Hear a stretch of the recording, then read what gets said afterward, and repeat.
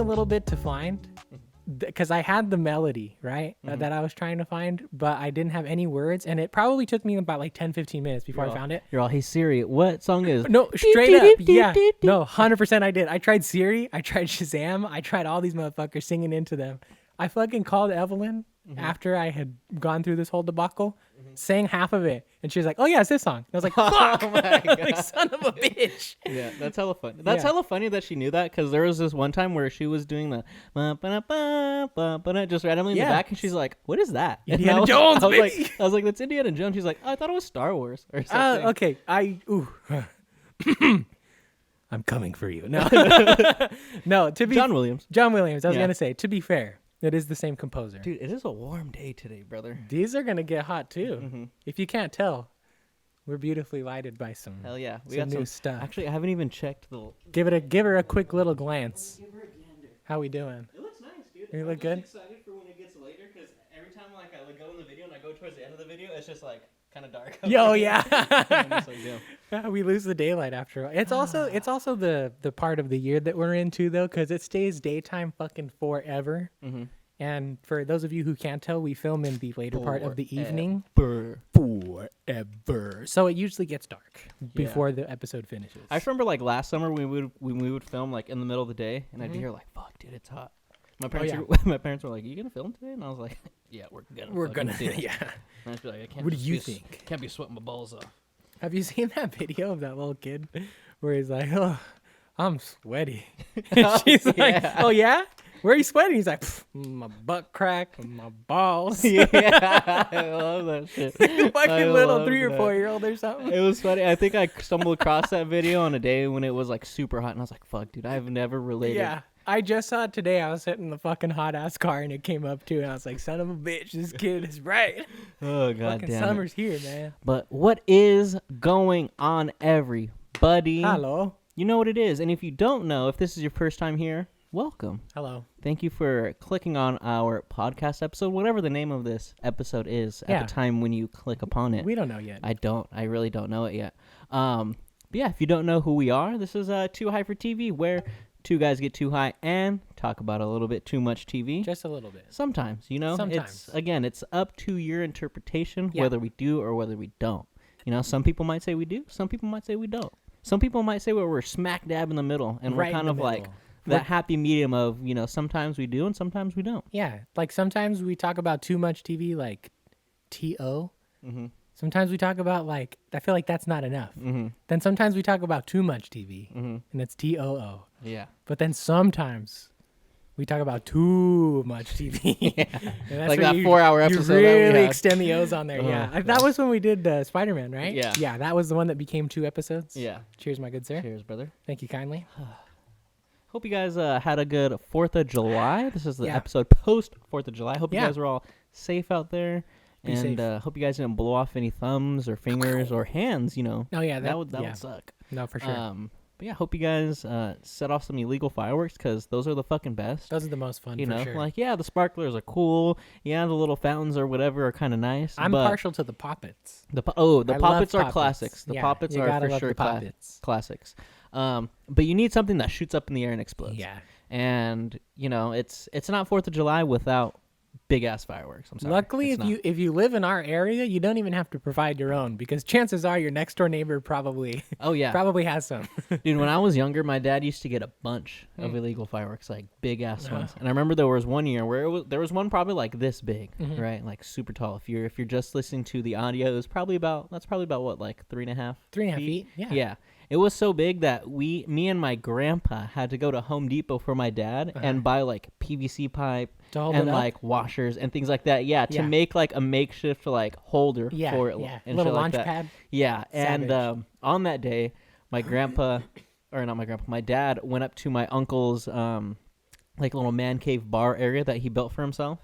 And because every year we would always, when I was younger, we'd always go to my uncle's house and celebrate there. And he lives in like a cul-de-sac, so everyone, you know, in the whole cul-de-sac, the whole block would, you know, get together, do some shit. You know, you have fireworks going off wherever. But anyway, he has this little bar area in the back that he built himself, right? And there was, back in the day, there used to be like some grass up there. So my dad took it up there and stuck the makeshift freaking bottle rocket holder in the ground and then lit it off from there. And literally all you heard was, and I was just like, oh fuck. And then just freaking savage shit. Yeah, it was cool. I mean, honestly, it wasn't like the most magnificent show. Like when it exploded, it was kind of just like, but it's just fun to be there and be part of the process. But to hear it like blast off like a fucking rocket was pretty fucking insane. How was your 4th of July? Did you have fun this year? What did you do? Was it low key? Was it mid-key, high key? It was low key. Okay. Me and Efren, that had a lot of tequila. It right is there. strong. Stronger than usual, I feel dude, like. Dude. Oh, these are cut waters. That's why. Yeah, dude. Last episode, the 2 got me pretty. I was pretty. Oh, me too. When I went home, you know how far I live, which is around the corner. Yeah. But when I turned my car on, I was like, oh. Yeah. I freaking after the first one last episode, I was like sitting here. Yeah. You guys might, if you guys watch the episode, you might notice at one point I'm just like feeling loosey goosey. Like I was like in my head, like, okay. Pay attention. Stay sober. Like, stay sober. Like, you're not too fucked up. There's times when I have to do that too, though. And that's even not when I'm super lit, which I'm just like, hold on, wait, we're in the middle of this. Don't fucking lose focus. Like, But yeah, 4th of July, me and Efren went golfing in the morning. Cool. We just went to Gav, pretty easy golf course. We didn't want to go anywhere, or at least me. Like, I invited him.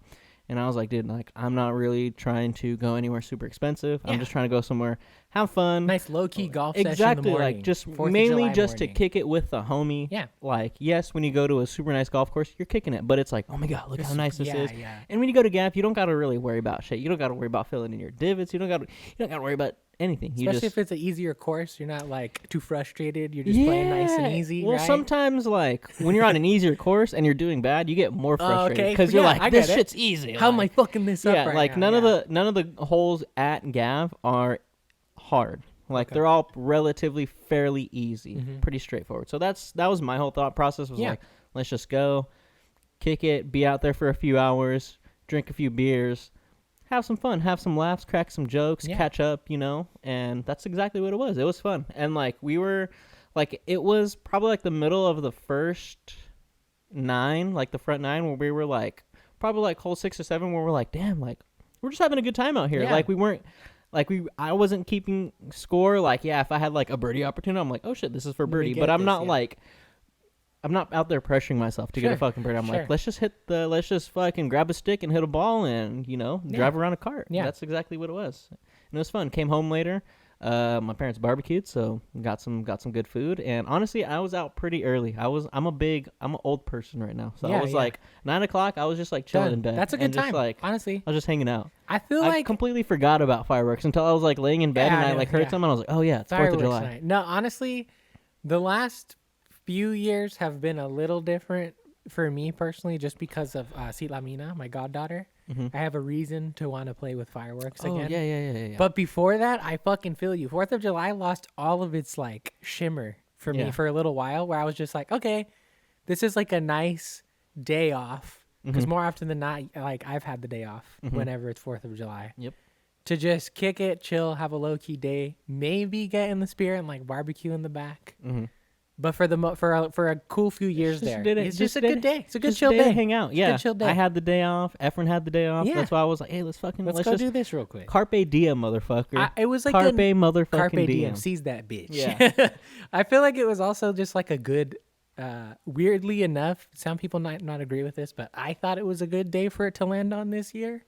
Because it feels kind of nice getting away with a day off on a Tuesday. Yeah, it's like, oh, fuck yeah. Yeah, like, I worked on Monday, had a day off on Tuesday, then went back and just worked Wednesday, Thursday, Friday. And I was like, oh, wow, this is you're already over the hump by the time you get back to work, dude. This is easy. No, it was cool. It was chill. How was your 4th of July? It was good. Yeah, I had a good time as well. Like I said, I got to spend it with Lamina, which was a lot of fun. She had a lot of... she started going to school in the last couple of years. So she has a lot more friends and family around that are like all old enough to... play and actually like just make shit up. I brought a tear to my eye, dude. They're just like at one point fireworks were going off and like they were like these bombs or gas things or something or other. So they had like little masks on, like the KN95s. And whenever one would go off, they'd be like, move, go.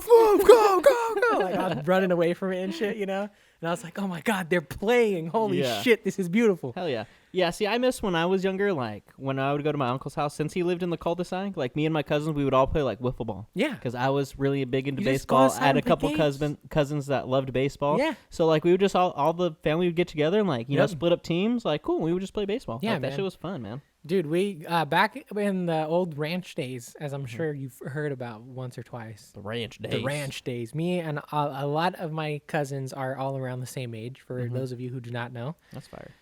So yeah, growing up, we were all a gigantic group of freaking best friends who were all absolutely local crazy. Yep. And we had a whole ass ranch to play on every weekend. And so yeah, like the main game we would always play, we just literally called it capture, which was straight up like, okay, you divvy up into two teams. One of them's running, the other one's chasing. There are practically no rules. You can capture your cousins whatever way you can, and you can hold them captured any way you can, but you could get taken out by your teammates. Blah, blah, blah. I have this one great fucking memory of when I was a kid. I got caught. I was on the running team, and I got caught by my cousin Christian. He was Christian. He had another target in sight very closely, so he had to tie me up real fast. So the homie literally grabbed some fucking rope out the dirt somewhere right there, tied me up to this big old giant metal pipe that was inside this little box, thinking like, all right, he's little, this thing's huge, he's not going to get out of there, we'll be fine, right? Again, there's no fucking rules. There's nothing that says if you get tied up to something, you can't try to get out of it. Exactly. So as soon as he dips around the corner, I picked up the fucking pipe with my hand still tied to it and just ran away with the bitch. And I found one of my other cousins. I was like, fucking untie me. Let's go. That's fun. And there's just good shit like that, you know? There's exactly. no fucking trying to set up too many fancy rules or nothing. Just, you got to stop these people from running away from you, and you can do it however you need to. Oh, yeah. Yeah, me and my cousins were super big on hide and seek because as you can see in the backyard back here, like, plenty of space. Plenty of space to fucking hide. Hell there's yeah. there's different parts of the house. There's different parts outside. Like there's the bushes that you can get into. Would if you guys really have want to. like cross field? Like, could you go inside and outside, or was it mostly just let's keep this outside? It was mostly just either or. Like if we were outside, it'd be like, all right, let's We're just playing keep it outside. Try to keep it right? kind of fair. Yeah, keep the playing field fair. Yeah, but if it was inside, it was like, cool, we're here inside. But they both have their merits. Exactly. Right? Yeah. You have to get more creative when you're playing hide and seek inside, I think. Yeah, But I would say so. But you just have so much more options to you when I you're would say if outside. anything, like outside is more creative because you're presented with so many options. Sure, It's like, whoa, like how there's so many opportunities. Exactly. Out here. Like what can I what can I do here? You know, maybe you're moving around too. Maybe like the seeker passes by you and really goes far away and you're like, spot. let me go to my other spot. See, that's my favorite kind of like hide and seek right there, because I feel like inside you're kind of limited to like, okay, you pick a spot and you stay in that spot. Obviously, depending on how big the house is, you might have some wiggle room here and there. But like that shit's just fun. Like I just like, especially when I was a kid, like, dude, I miss a good game of hide and seek. oh bro. man, we should put one together. I'm down, dude. Like we'll get fucking Ev, we'll get Jacob, we'll get fucking Caleb, whoever wants to come. I'm We'll so just get all the down. homies and be like, we're gonna fucking play hide and seek. Dude, I'm so down. Yeah, dude, that'd be awesome. Just an adult game of hide and seek. Yeah, 'Cause fuck yeah. adults don't play fucking hide and seek. Have you bro. ever seen Tag before? The movie Tag? Never. That's the one with Jeremy Renner though, right? Dude, that movie is fucking sick, bro. It's where the friends like they have like an ongoing game of tag. A lifetime game of tag. So they have all grown up. We're not talking about this movie today, by the way, but they have all grown up playing tag as best friends. They all moved away and lived their separate lives, got married, became doctors, blah, blah, blah, this and that. But the game is continuous. Yeah. So they'll fucking all meet at a party one year. Somebody gets tagged it, and then they leave for another 5 years, and the game just keeps going afterwards. It's fucking hilarious, bro. It's so I good. would I would just be like, all right, where does this motherfucker live? I would take a flight. I would get in an Uber, and I would get dropped off at their house. Oh, yeah. Unannounced, knock on the door, tag that motherfucker, And dip. If I would just tell the remember- Uber driver, hey, just stay here. Like I'll be right back. I'll be right back. You're I'm the just getaway literally car. going from the airport back to the airport. So just Dude, if I'm not mistaken, I think that is literally one of the ways they get tagged in the game. Like, they're fucking hardcore. It's like a great cast, too. It's Jeremy Renner, but it's also got Jake Johnson. Okay. Fucking Nick, right? Fucking Ed Helms is in it. The dude from The Hangover, who plays the piano. I forgot his name in that movie. Who else is in it? There's like a couple other ones. I think there's 5 of them all together. But the fucking main thing is that they're all coming together for some party again and whatnot. And Jeremy Renner's character has never been tagged before. Wow. Ever. In the entire game. That would be me. Yeah, you're like, they're not going to get me. Yeah. And they fucking set him up as like this mystery, right? You meet all of the other friends first, and they're like, we're going to get him this year, man. Like, this is the year. They all fucking know. And then he shows up, and they like... He lives up to the legend. Like when they first try to tag him, he's like parkouring over shit and like doing backflips and front flips off of stuff. And he just like turns around with a cool Hawkeye one-liner. And he's like, missed again. Or some bullshit. Just like some bullshit like that, dude. It's fucking hilarious. It's so good. The only thing about like playing tag when you're older, like who says tag can't be for adults, right? No, yeah. But you just run the risk of like getting seriously hurt as you get older. Dude, okay, actually, fucking that brings me to another thing I had wanted to mention. I don't know if you've seen me poking at my side here or not, but last fucking Friday at work was a bit of a doozy altogether. But I'll only talk about the first part of the day. We have this little prep time in between where either the art class or the digital media class, like the teachers, get to take their time to prep while the other teachers take the kids out to play. And you guys play tag? We do. We play tag a lot. The teachers? I play with them. Yeah, so do some of the other teachers, no, I thought too. the teachers together just Oh, did that'd that. be awesome if it was just us. Yeah. Hey, guys, instead of prep today, we're going to play tag. Let's go. So, like, you know, I've been playing with them, like, the last couple weeks or so. I've been getting into it. There's been a couple times where I've been completely humbled where I'm like, all right, these are a bunch of kids. And I fucking exclaim, I'm like, all right, we need to go back inside and we're doing infection tag. So if I get you, you're on my team. And I'm like, I'm not going easy on you guys. And they're like, okay. I can't fucking catch some of these little fuckers, dude. I'm like, God dang it. They got so much more energy than I do. They do, bro. So anyways, I'm playing, getting chased or whatever. Thankfully, I'm not it for once. And oh my God, I took a spill and I biffed it probably harder than I have in a little while. It's not going to show on camera, but this is the residue of the scratch that I got. I fell on some tam bark and I'm all sore on this side right here, bro.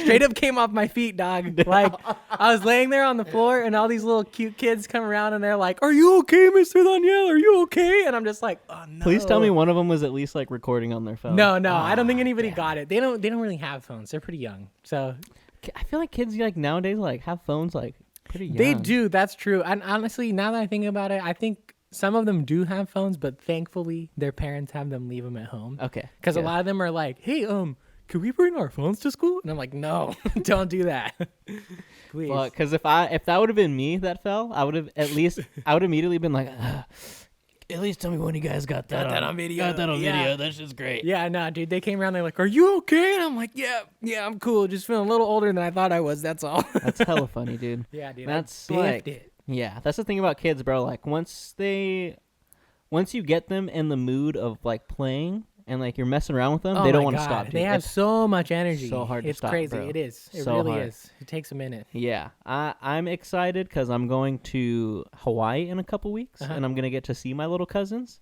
But that's the part. You that's gotta gonna be get the gas tank ready. They're gonna be like, "Uncle Ryan, let's go run outside." Yeah. And I'm gonna be like, "All right." Like the first time, I'll be like, "All right, yeah, cool, let's run." And I'm gonna yeah. run for like 5 minutes, and I'm like, "Hey guys, we have a break." Yeah, that's gonna be fucking. Oh no, yeah, it's a while. It's a trip to me to see it so often because it's like, damn, like we were really like this one day. Yeah. Like, holy when you crap. think about it, like I remember like as a kid. Just never stopping. Just never like, stopping. always. Me and my cousin would be playing baseball out here, and we would just be going to where I remember like I would wear like my baseball hats, and I would get like the sweat lines. Yeah, like, going on the just bill. like a regular day. Like you just having fun. No reason for me to be going that hard, except for I'm just a kid. Just fun. You just a kid, and it's necessary. Yeah, honestly, I do definitely miss it. There's times where I'm like, I think I told you a few weeks back, maybe like a month ago now. At this point, I was over at the ranch again. And freaking we had a little dodgeball tournament. Oh yeah. That was a good time. Like it's just like every once in a while I feel like we should do this. We should host like Too High for TV, like Too High for Dodgeball. Sure, whatever. Like just cuz I have a feeling all of our friends are probably in the same mindset of like, damn, it was fun to be a kid. I wish I could do that again sometimes. Like it's one of those things where even if you're not in the mindset of like, yeah, it was awesome when I was a kid, right? Yeah. Once you get into the activities of like everyone just messing around, you can't help but like Get into that. You get back into that kid zone, dude. Yeah. It's, And not that I want to do it purely for the content, but that makes pretty fucking good content right there, bro. that'd be great, dude. Just Yeah. people playing dodgeball. Dude, hell yeah. Exactly. It'd be a lot of fun. Fuck, dude. But yeah, it was a good time. Anyway, after that tangent, 4th of July was fun. Nice. Had a good time. I did have a little bit of a hunt because, you know what I mean? I called me early in the morning, and last year I had gotten her, they call them the mighty swords. They're basically a giant like cardboard sword that has a tiny little sparkler on the end of it. But she loves them, especially because we would just take sparklers and stick them in the top so she could keep using it all night long. It was her little, you know, sparkler sword, whatever. Yep. So she called me super early in the morning, FaceTime me, woke me up, and she's like, can you get me the swords again this year? And I was like, okay, yeah, I will. You're like, of course. Yeah. What am I going to say? No? Yeah, definitely. So I head over to Hollister, getting ready. I try to stop at the San Juan one here. They always have a fireworks place set up here. Didn't have anything. They were already completely closed down. Oh, yeah. I was like, shit, all right. Head into Hollister. I stopped at the one by Lucky. They're very nice. They say, no, sorry, we're out of stock. We ran out of them this morning. Son of a bitch. No swords. I go to in front of Speedy's where Jacob's son's football team solid. was doing some fundraiser stuff. I tried, my dude, but they didn't have what I needed there. So I couldn't. So he couldn't support. I wanted to, but I was in a rush and I was just going out of my freaking mind trying to find these goddamn swords. So I They're apologize. like, sorry, Cerrito. Half of them, you're like, fuck you. I gotta go. Shit. So that I hit that third one, right? I'm in the car with Ev at that point. I already have her in the car with me. And I'm like, damn, do you think I should try one more? There's one at the end of the parking lot over there. And she's like, I don't know. I mean, you already went to 2 stands and they didn't have them. They were sold out. So I'm not sure if they're going to have them. And I'm like, yeah, but you know, third time's the charm. Like that's what they say, right? So I drive down the fucking thing. I go, the whole fucking screen in front is filled with these goddamn mighty swords, and I'm like, I'll take 4. You're like, I will take all of these. Yeah, I'm like, give me them. How many do you have? I literally asked them, how many do you have? And they were like, hey, you got a few. You're good. And I was like, give me 4 of those bitches. Nice, I was dude. like, let's go. Fuck yeah. So I achieved my goal. I got them freaking swords. Side quest completed. Straight up, dude. Side quest completed. Yeah. Main quest was. Just got some XP. Yeah, 100%, dude. Yeah. Some fucking Theo XP right there. Some Nino XP, bro. Straight Yeah. up. Dude, that's so funny because, like, when your, like, nieces and nephews or, like, your godsons or goddaughters are like, hey, can you get me this? You can't say no. No. Like, when my... You're like, this is my mission now. Exactly. Like, when my family from Hawaii came, like, a couple years ago. Was it a couple years ago? I forget when it was. It was last year or something like that. Whatever. They came, and, like, my little nephew Shane, we went to Bass Pro Shop, right? And Bass Pro Shop, of course, we got toys for fucking kids, right? And he got lucky being there with me and my dad. Me and my dad are fucking suckers, Double dude. whammy. Like, straight up. He was like, we were like, went into like the toys like kids section, and there was like a cowboy hat, and he like kept wearing. He was like, dang, I like this. And my dad's like, you like that? Yeah. He's like, yeah. And my dad's like, I'll buy it for you. And he's like, hell yeah. And so he has that, right? And then we're in line, and he sees this like, oh wait, were we in line? I forget if we were in line or we saw the toys. Anyway, he saw this like walkie-talkie set. Yeah. It had like walkie-talkies. It had like binoculars too, and a couple other things. And he like asked mom, he's like, Mom, can I get this? And she's like, no, like you already got. What do you mean? Like, he's buying you the cowboy hat. Yeah, and he's like, you already got enough stuff. And I'm sitting there, you know, I have a job, I make money, Sure, so I was just like, hey, I got that for you. Yeah, yeah. And he dude. was like, yeah, and he was like, Oh it god, was awesome. that fucking line right there. You know you're about to drop some money. Yeah. On your kid or nephew or what? If you say to a child, do you like that? Yeah. That's it. You know you're screwed. Like if you're asking the kid, hey, do you like that toy right there? Or do you like that thing that you've been carrying this whole time? You're done. You're going to the cash register with that motherfucker.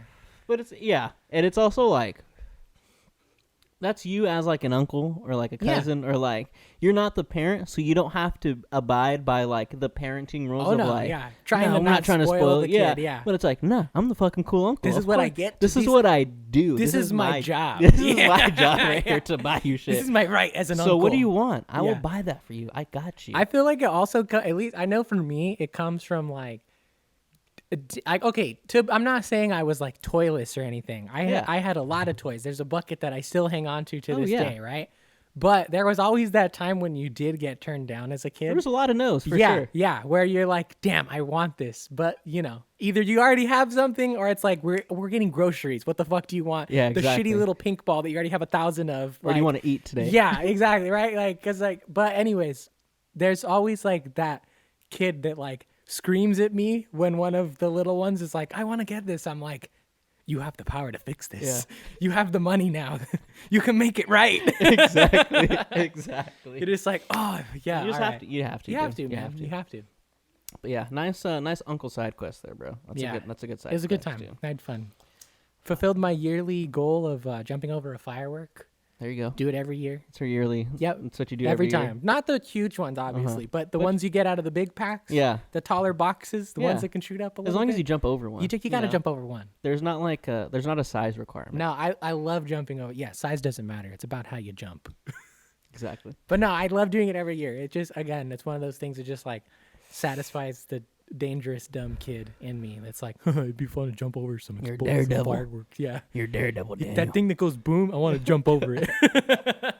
I was always like, I liked looking at like it's like seeing my older cousins like light off the Roman candles, like the ones that you hold, and it was like, boom, boom, boom. Those are wild. Awesome. Yeah, very dangerous. Like when you think 100%. Back, super dangerous. You point that at anybody, they're gonna probably get messed up. Maybe not die. But dude, but like back in the days, up. people would like shoot at each other. Yeah, have Roman candles. That was probably pretty fun though. I don't like. think I imagine it's pretty fun. They don't sell them anymore though, huh? No, fuck no. They're they've ruled them too dangerous. I'm assuming.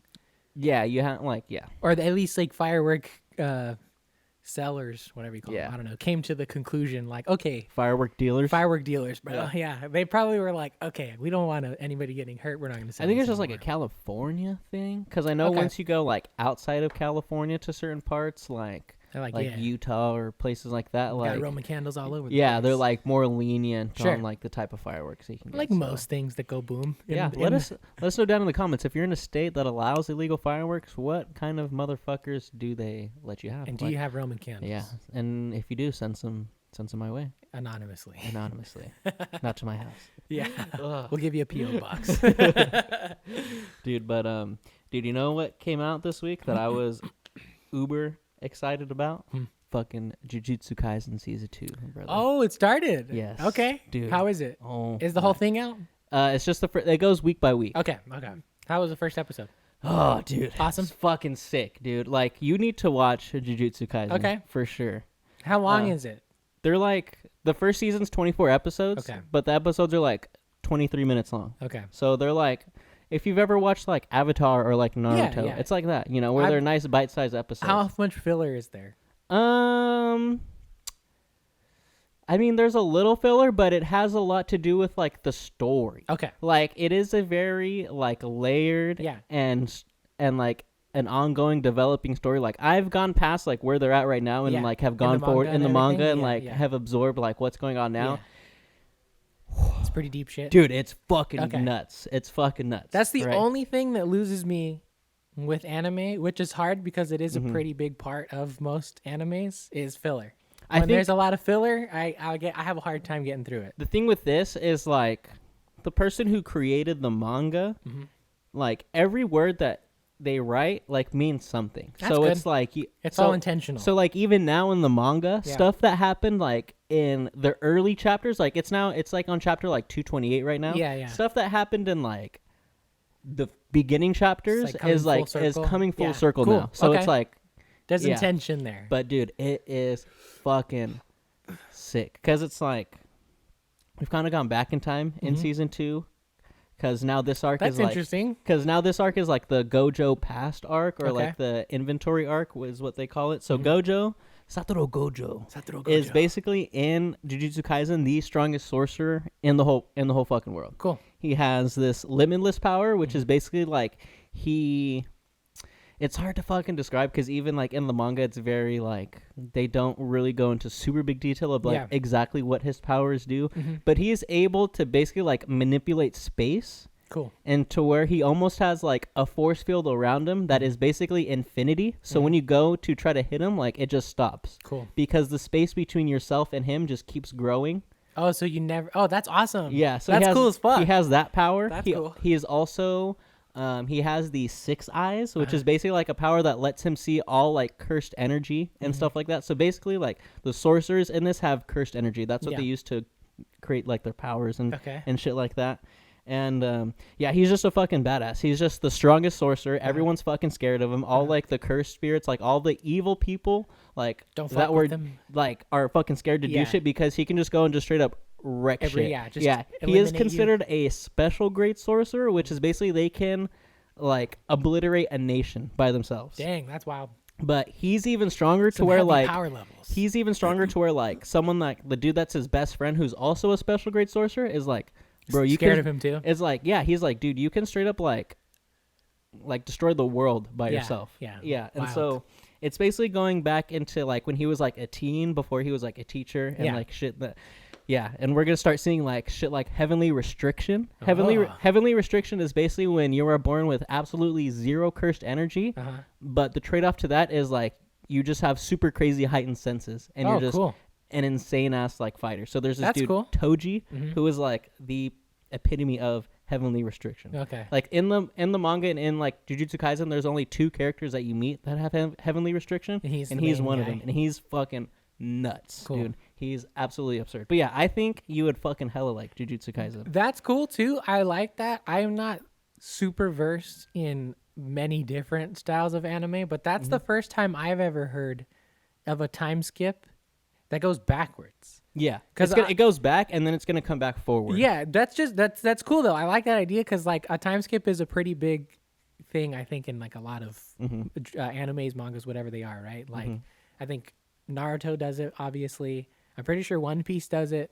Dragon Ball does it like a bunch of times. Yeah. If you go with all of them or whatever, right? And so that, but again, I've never heard of one that says, okay, now we're going to go back in time and look at this over here. That's cool. I like that. Dude, it's just because, like I said, like the story is so layered that like even more layers are being unveiled, like I said, at chapter like 228 when it's like, it's finishing up this year and like still stuff is like, happening. Yeah. And it's fucking... It's just absurd, dude. And like I would think you would like the fighting because the fighting isn't just like, it's funny. I was talking to someone about this today. The fighting isn't just like, I'm hella strong. Yeah. You're hella strong. No, I'm stronger. It's like the fighting's very like strategic. Like when you have 2 very high level sorcerers like fighting each other, it's very strategic in how they're trying to fight each other. Yeah, there's like battle tactics. Yeah. And like, it's just interesting because so the sorcerers are born with cursed energy. Cursed energy is like electricity, basically. And they all have an innate cursed technique that they're born with. And that's like... That's cool. That's so like, they have their own like signature? Yeah, and that's like an appliance. Oh, no, that's the only cursed thing that they can like do, right? Oh, so wow, like they can't like say if you have a cursed technique and I have a cursed technique, you can't do mine and I can't do yours. Oh, okay. Yeah. It's like one special one only for you. Yeah, there's like... There's still others that you can learn though? It's more so about like using your cursed energy to do different things and to heighten your cursed technique. Okay. And there's different things like domain expansions, like like you create your own domain, which is imbued with your innate technique, which creates an automatic like hit, basically. So when you capture someone in your domain expansion, they're kind of fucked because your attacks automatically hit them. It's a guaranteed hit in your domain. Interesting. Yeah. And it's like, so when 2 high-level sources are fighting, it's like super strategic in how they're going about fighting each other. Okay. Because they're like, this guy has this domain, and I have this domain, and maybe I can't do this, and he knows I can't do that, blah, blah, blah. And it's like, and when they're in the manga and in the show, like, they really go in depth on like, damn, okay, like, I need to do this, and fuck, he can do this, so I make sure I can't get close to him, and I got to do this, and it's crazy. Fucking, yeah. That's cool. And it, dude, it's sick because, like, season 1 is like,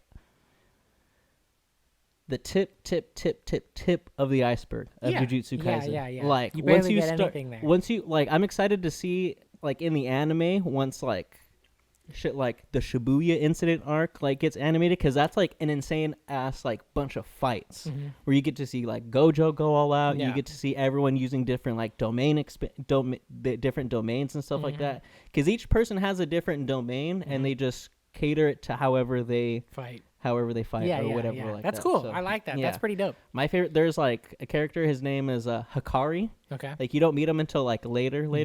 But basically like his, and like spoilers for anyone that likes Jujutsu Kaisen, like if you don't want to know like any other characters that are coming, like you can turn away. But I mean, they kind of mention this character like in the first season, which is nuts that you don't meet him until like way later.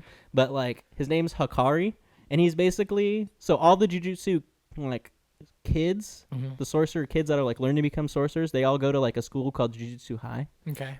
And so this dude Hikari is basically like suspended from Jujutsu High in the time that you're like in the timeline of like when the main story starts going, like he's not there. To where it's at now, it's like only been like a couple months. Okay, like the story like takes place in a very short period of time. Yeah. But yeah, he's basically like suspended from school, and he just like runs a fight club. Awesome. And like, dude, he has like one of the most cracked like domain expansions because he like made it to where like it's like a Pacheco like gambling game, and like if he gets a jackpot, then he gets an insane ass power up. Oh dang. And to where like, yeah, it's like to basically if he gets a jackpot, he gets unlimited like curse energy and like reverse curse energy for like 4 minutes and 11 seconds. So like with insane ass curse energy, he can just do crazy ass attacks. Yeah. Reverse curse techniques, basically you can just heal yourself. Oh, so cool. he's like invincible for that amount of time, and it doesn't burn any like of the energy because he's just unlimited, right? Yeah. But after that, so with the domain expansion, right, like not to get too crazy. So with the domain expansion, once you do that, you use up a lot of curse energy. Sure. So once you're out of the domain, it's hard to do other like curse techniques. Sure. You can't do your It's your technique super because you're super drained. Yeah.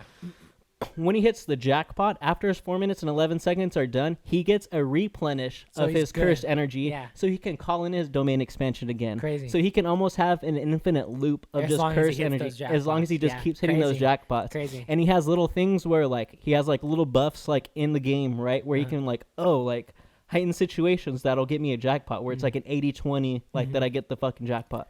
And dude, the fool's just crazy. That's so crazy because like that the way you're explaining the fighting right now reminds me so heavily of like turn-based action games, like fighting games, like you know what I mean, like it's all of these like, okay, if I like let out this move right now, there's this percentage that I'll get this buff from it or whatever, and so on and so forth, which is like cool. I like that. That's pretty trippy, dude. That's a wild like battle system. I do think it's like probably at least more engaging on like a moment to moment basis than like my beam is bigger than your beam. Yeah. Because it's like, because even in like the later chapters, you're seeing people do shit that you like didn't even think was fucking possible, and you're like, what the fuck? How did they do that? And so like I think that's cool. Other like, I love Dragon Ball, don't get me wrong, but it gets a little tedious when this dude's just like, I got more mad and I got an insane power there's up. For as many fight scenes as there are in like that show in particular, there's probably like, I mean, I don't know, this is like a lowball number, but like I don't like 20 really, really, really good memorable like moments of like using the powers and shit like that or whatever, you know, like the whatever it might be. But that seems like there's potential for like every episode, every time, every fight. It's dude, like, what the like fuck I'm is saying, this? like there's some crazy fights in the first season, but that's not even like the tip of the iceberg of the peak of like what's to come in like the craziest fights. Because like in the manga, Hikari has an insane ass fight. Yeah, fucking your homie is your main character Yuji Itadori has a crazy fight. His homie Megumi has crazy fights. Like you see Gojo has fucking crazy fights. Like in Jujutsu Kaisen 0 and like the prequel basically to where Jujutsu Kaisen started, like he has like one of my favorite fights. Like just the way it's animated, it's fucking insane, and it's just like awesome, dude. It's some epic awesome. shit. Some epic shit. A main reason why I came up with the new segment that we were adding to the show, which I have named Two Dudes, One Episode. Oh yeah.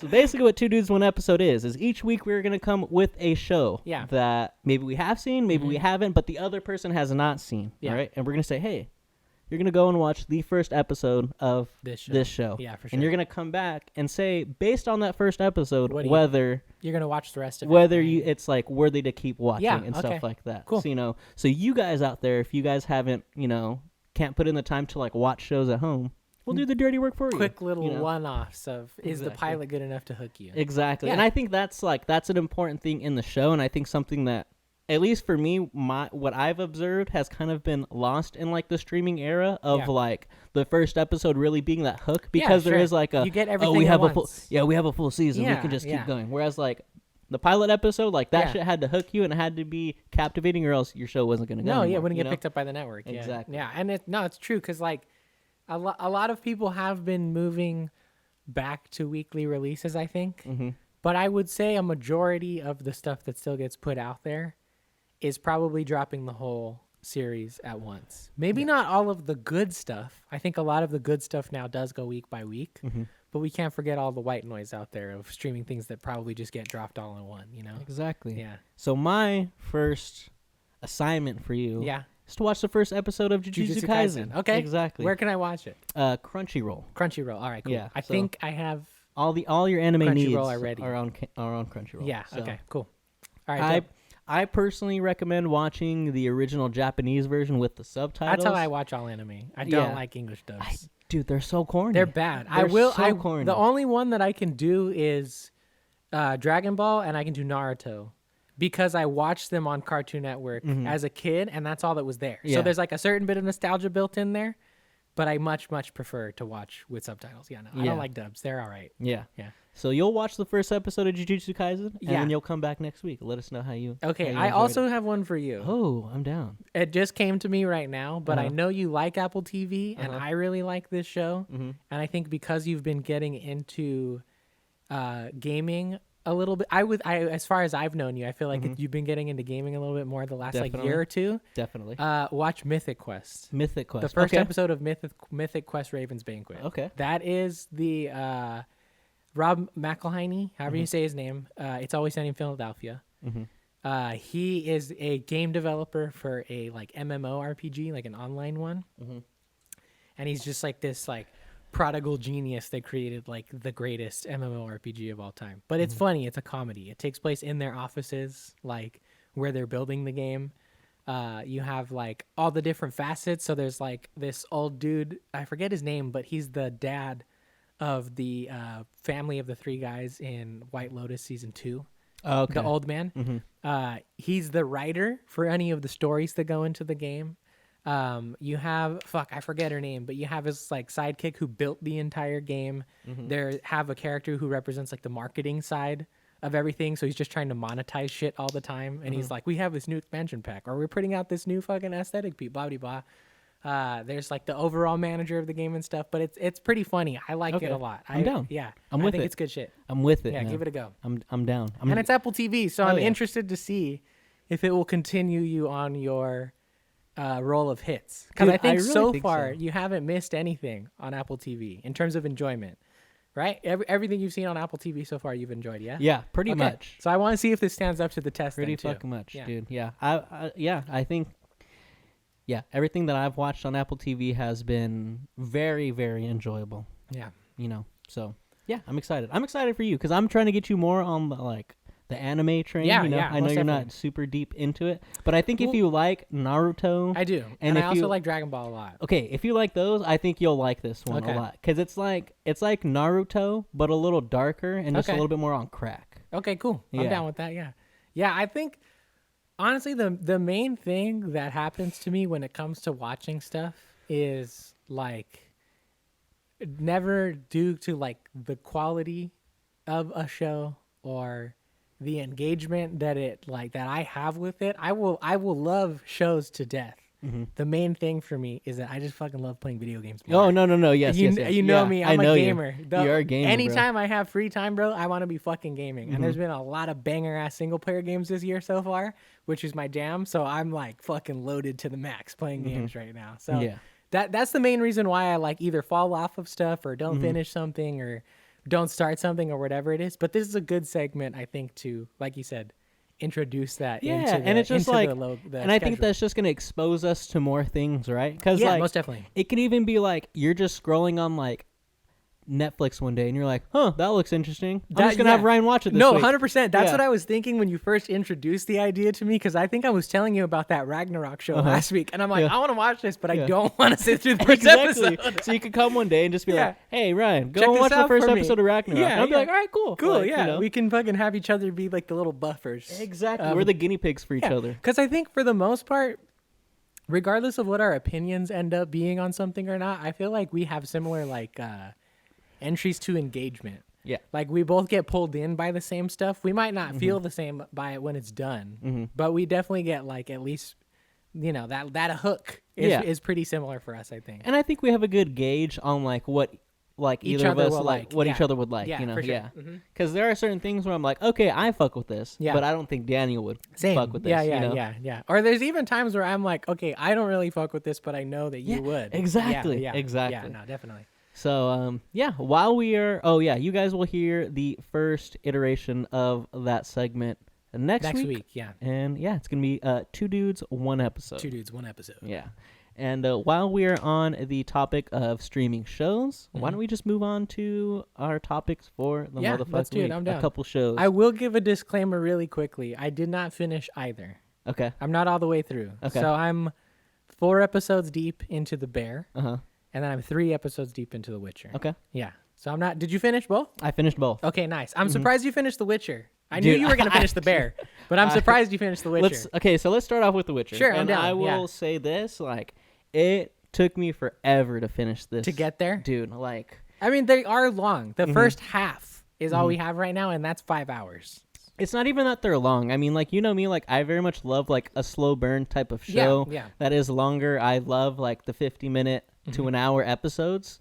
But, like, I don't know. Something about The Witcher Season 3, like, I was just not getting pulled in the entire time. Like, it was so hard for me to, like, finish an episode. Sure. So, where, like, I would sit there and I'd be like, fucking, what's on Instagram right now? What's on fucking Twitter? Or whatever, you know? And it's just, like, it just wasn't doing it for me. Like, from what I remember, I really liked that second season. I even really liked the first season. Granted, the first season did take me a little bit to get into. It's very experimental, the first season. Exactly. In terms of timeline. Yeah, it's jumping across. Like, it's not very, like... So it makes it one of my favorite first seasons. It's, like, it's very unique. Once you understand what's going on... It's a mind fuck. Because they're not in your face about what time each situation is taking place, and you very much have to pay attention and look at context clues and listen to. There's the story is coming at you chronologically within the universe from both ends. You're colliding from the beginning and the end into like this middle point that also happens to be the end / beginning. Yeah, it's a fucking trip. It's a wild experiment for sure. And I remember it taking me a while to get into that, but once I got into it and I understood what was going on, I was like, oh fuck, this is crazy. Yeah, and then second season came along, I was down, and I was really, really excited for this third season. Yeah. But fuck, man, like, it was just, like, not what I was hoping for.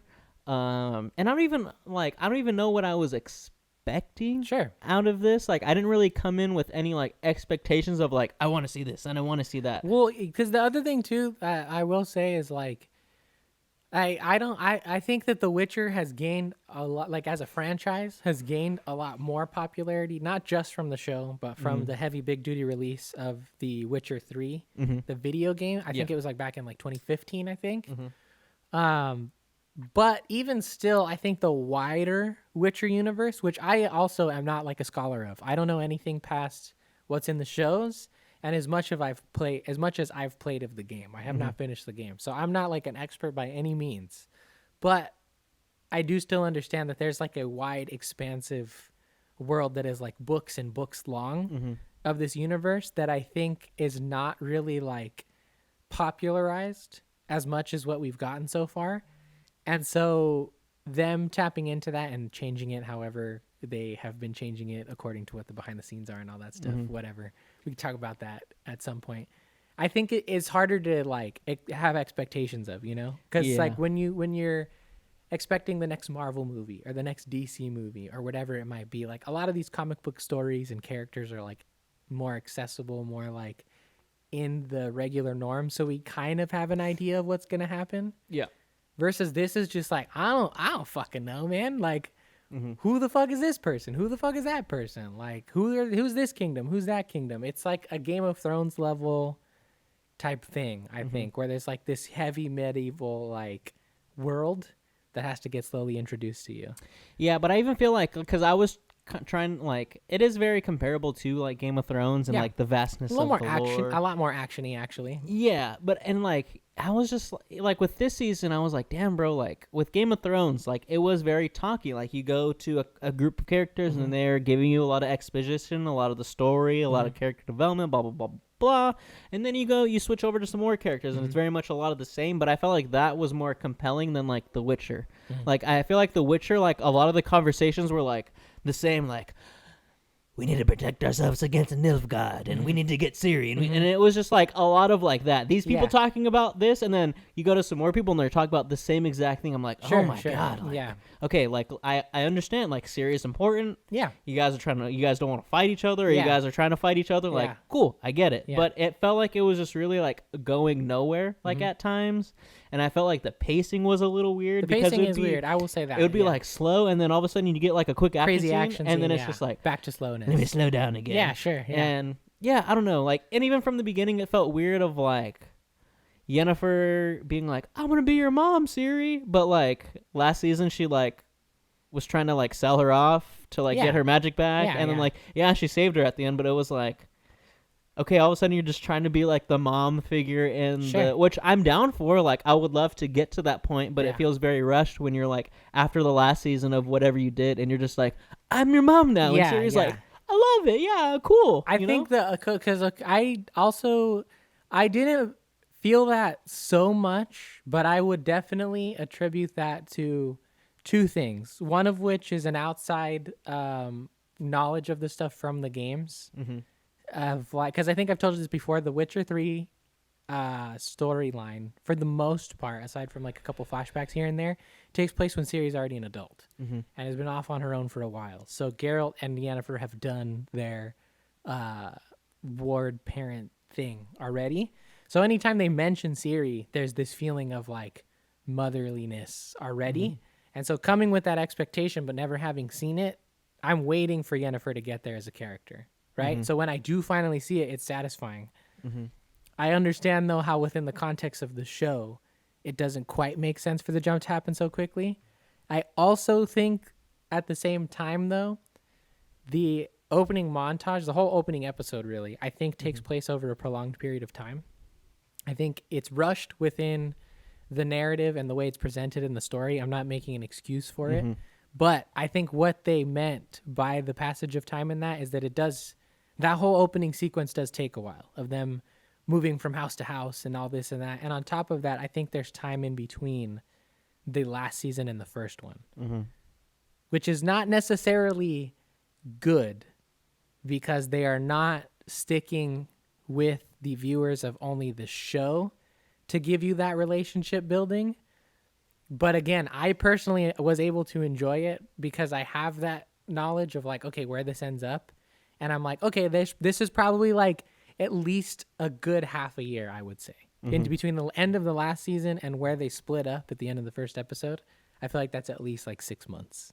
Yeah. So there's like some time there, you know? And, but again, these are like convenient ways that I can bridge these gaps to enjoy it based off of like the personal, like limited, of course, knowledge that I have of this series and these characters. I 100% get how it feels disjointed. Yeah, I don't think it's like a bad show, but I think at least like for me, it's really hard to be compelled by like what's going on and really like be like, all right, I'm invested in what these characters are doing. Like, again, like it was like when I was watching the first episode, I got like halfway through and I'm like, fuck, dude, I can't do this right now. And it took me like another day or two to be like, all right, let me hop back on this horse, right? And I finished it, and I'm like, all right, let me try to watch the second episode. And I got like 10 minutes in, I'm like, fuck, I can't do this, you know? And like, they're not bad episodes, but it's just like a lot of slow shit going on and not what I want to see. And it's just a lot of like, Ciri's in trouble. Ciri's important, but we got to keep Ciri safe. And these people are like, oh, we got to get Ciri, like blah, blah, blah. Ciri's important. And it's just like, oh, okay, like let's pick it up. Like, let's do something like, you know, and then even like some of the writing seems like a lot of the phrases seem like weirdly like modern. Like there's one point where Yennefer's like, oh, let's go shopping. Like, we're going to go shopping. I'm like, that seems very out of place. Like, I don't know if that's me like nitpicking, but I just feel like in medieval-esque era times, like, I don't know if people were just throwing the word shopping around. I think they were. Because I get how it feels weird because of how popular of a modern term when she was that just is. Like, oh, we're gonna go shopping, and I was just that like, makes sense to me. Like, I don't know. I do get it, right? Because that is a very popular term that is like an activity in our modern day because of like malls and outdoor malls and indoor malls and underground malls or whatever. But like people have shopped since there was currency. Like you know? When I'm in a world like that, like You want to hear them say like, "We're going to the market to spend some coin." Yeah, like Instead, you need more clothes. Like, we're Sure. gonna go to the market today. Like, Yeah. give me something a little bit more to make me dive in. Like, feel like I'm in that world a little bit more. You know? that's funny that you mention that because I do understand what you mean, and again from the game as well. But that's something that I've always respected about The Witcher, is that they are not trying to sell you this like overly cliche version of like it is a very like not modern but like realistic, grounded in a way that's closer to how like humans would act. I think naturally, right? Like I highly doubt back in medieval times people talked and spoke and acted and like just generally existed in the way we see them in movies now. I think in some way or another, those are like caricatures of how people were back then to sell an archetype, right? But I think people probably just talked like people, which it sounds weird because it does feel very modern. But again, like I've always kind of like respected them for doing that, of being like, no, we're not going to fucking ha ha ha ha ha. I am a medieval person who talks like this. They're like, we're going shopping, you know? Yeah. And it's like, but I get it. It is weird. It's weird. I just happen to like it. I think it's cool. No, yeah. It was just one of those things where I was just like, like I didn't like it. Made me feel weird. I was like, I don't really like that. Yeah. And then there was another line where this dude's like I think Siri's eating something. She's like, here, you want something? He's like, I'm wheat intolerant. And I was like, oh, that one I thought was funny. I was like, that's weird. That one I thought was funny. Yeah. Because that one definitely for sure felt like a really weird level of inclusion. Yeah. You know, where it's like knowing your allergies, especially like wheat intolerant, lactose intolerant, whatever it might be these days, is like a more common thing. That one I'm not sure about. That one didn't sell me too hard like either. That's something where he can be like, if he is like wheat intolerant, right? He can just be like, oh, sorry, I can't eat that. Whenever I eat that, I just get sick. Can't eat bread or whatever. Yeah, I yeah. just can't eat bread. Yeah. Whenever I eat bread, I get sick. But when he throws out the wheat intolerant, I'm like, whoa. We also might not know though, right? Yeah, that's like true. these are That's civilizations true. that were not stupid. That's They true. just, That's something that I was thinking about, right? Yeah. I'm okay. Intolerant is not necessarily That's almost like, a word that would be used more. exactly In olden yeah, times, right. You know? But when you start throwing like the scientific term of like wheat intolerance and like that's too close to gluten intolerant to me, right? Yeah. That's like, it feels weird. that's the step below gluten intolerance, right? Yeah. So I don't know, like stuff like that felt kind of weird. I thought there were good points in the show. Like the action was pretty cool. Yeah. I do feel like they overused like the slow-mo like a little bit too much. Sure. Like in the first episode, like there's like that opening fight scene, right? And then Geralt does a like slow motion and he cuts the dude's throat, and I was like, oh fuck yeah, awesome. Yeah, dope, but I just feel like they kept doing that in the episode, and I was like, okay, like we cool off the slow mo now. we could tone it. Like there was even a point where like they go to like that little festival or whatever, and Ciri's walking around in that maze, and then she gets attacked by that fucking armadillo ass freaking. Oh yeah. And then she I forgot like what it's called, but yeah. Yeah, there's like the moment where she like jumps over it, and like it slows down when she's like in midair. Yeah, she I'm does like the little flip. Yeah, and I'm like, okay, we didn't like I didn't need that too much, you know. But it was cool. I was talking to Buddy about it a lot at work, and she was like, "Have you watched The Witcher?" I was like, "Fuck, dude." Like, I just been can't trying to. to. I've been like, dude, I just can't get into it, bro. Yeah. And like my big thing to me too is that at points it felt very Netflixy. Like, does that make sense? Like, I feel like Netflix has a very like there's a specific feel that a Netflix show has. So because I do remember when you said that, and then Ev brought it up to me again too.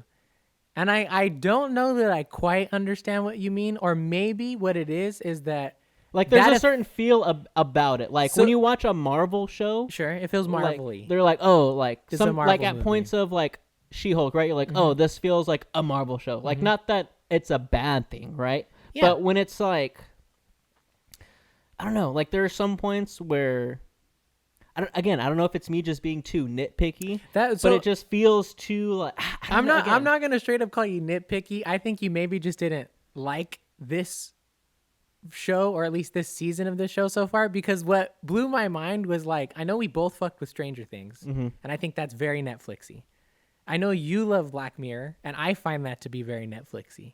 So like, there's plenty of things that have the Netflix sheen on it that I think can be good. So I don't know if it's necessarily attributed to that. I think this season is just not hitting quite as well. Yeah, it's just Which that. I can see, honestly, because like I'm 3 episodes in, so I haven't finished it. I have 2 more to go. I think the first 5 released, 2 more right? to go. Yeah. I'm pretty. Don't get much better, dog. Don't get much better. I'm very intrigued. Like I'm here for it. I think I can't remember if we talked about this while recording or not last week, but I think I had mentioned to you that again, like I mentioned, where you get set up in the game of The Witcher 3 is Ciri's already grown up, and you have like maybe like a 20 to 30 minute sequence at the very beginning where she's a kid at Kaer Morhen, and you see her training with Geralt and stuff like that. But I have only ever heard of this like fabled father mother daughter relationship that the three of these characters have. So it put a fat fucking smile on my face to actually finally see it happening in action.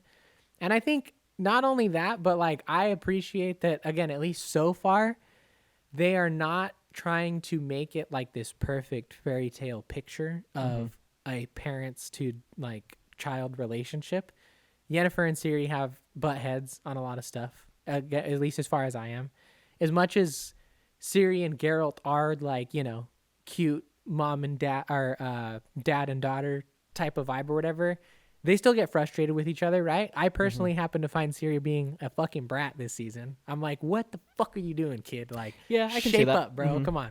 But she's a kid. She's a teenager, right? I Yeah. think it's very much what they're trying to go for her character at this moment. She's at that point in her life where she's like, no, like, I want to step out and do my own thing. Like, everybody's been telling me I'm this great person my whole life. Like, I want to do that shit now or whatever. And she has all these, like, elder characters who have at some point or another probably felt the same thing, trying to give her that wisdom, that advice of, like, you can do that, but there are consequences to making such bold decisions like this. And it's not even just in the ways that you would expect, right? Of like, okay, she slices out the kid's rope so he can get away, and then they have to kill the dude who was like carrying him as a slave in like episode 2, right? And then Ciri thinks she understands the consequences. She's like, yeah, okay, so somebody had to die so I can free that kid. What's the problem? And then Yennefer hits her with the reality check like, no, you killed the lackey of this higher up dude's thing who runs this town. He's going to start going door to door asking everybody for money. And when they more than likely can't pay, he's going to kill them. You doom that entire town.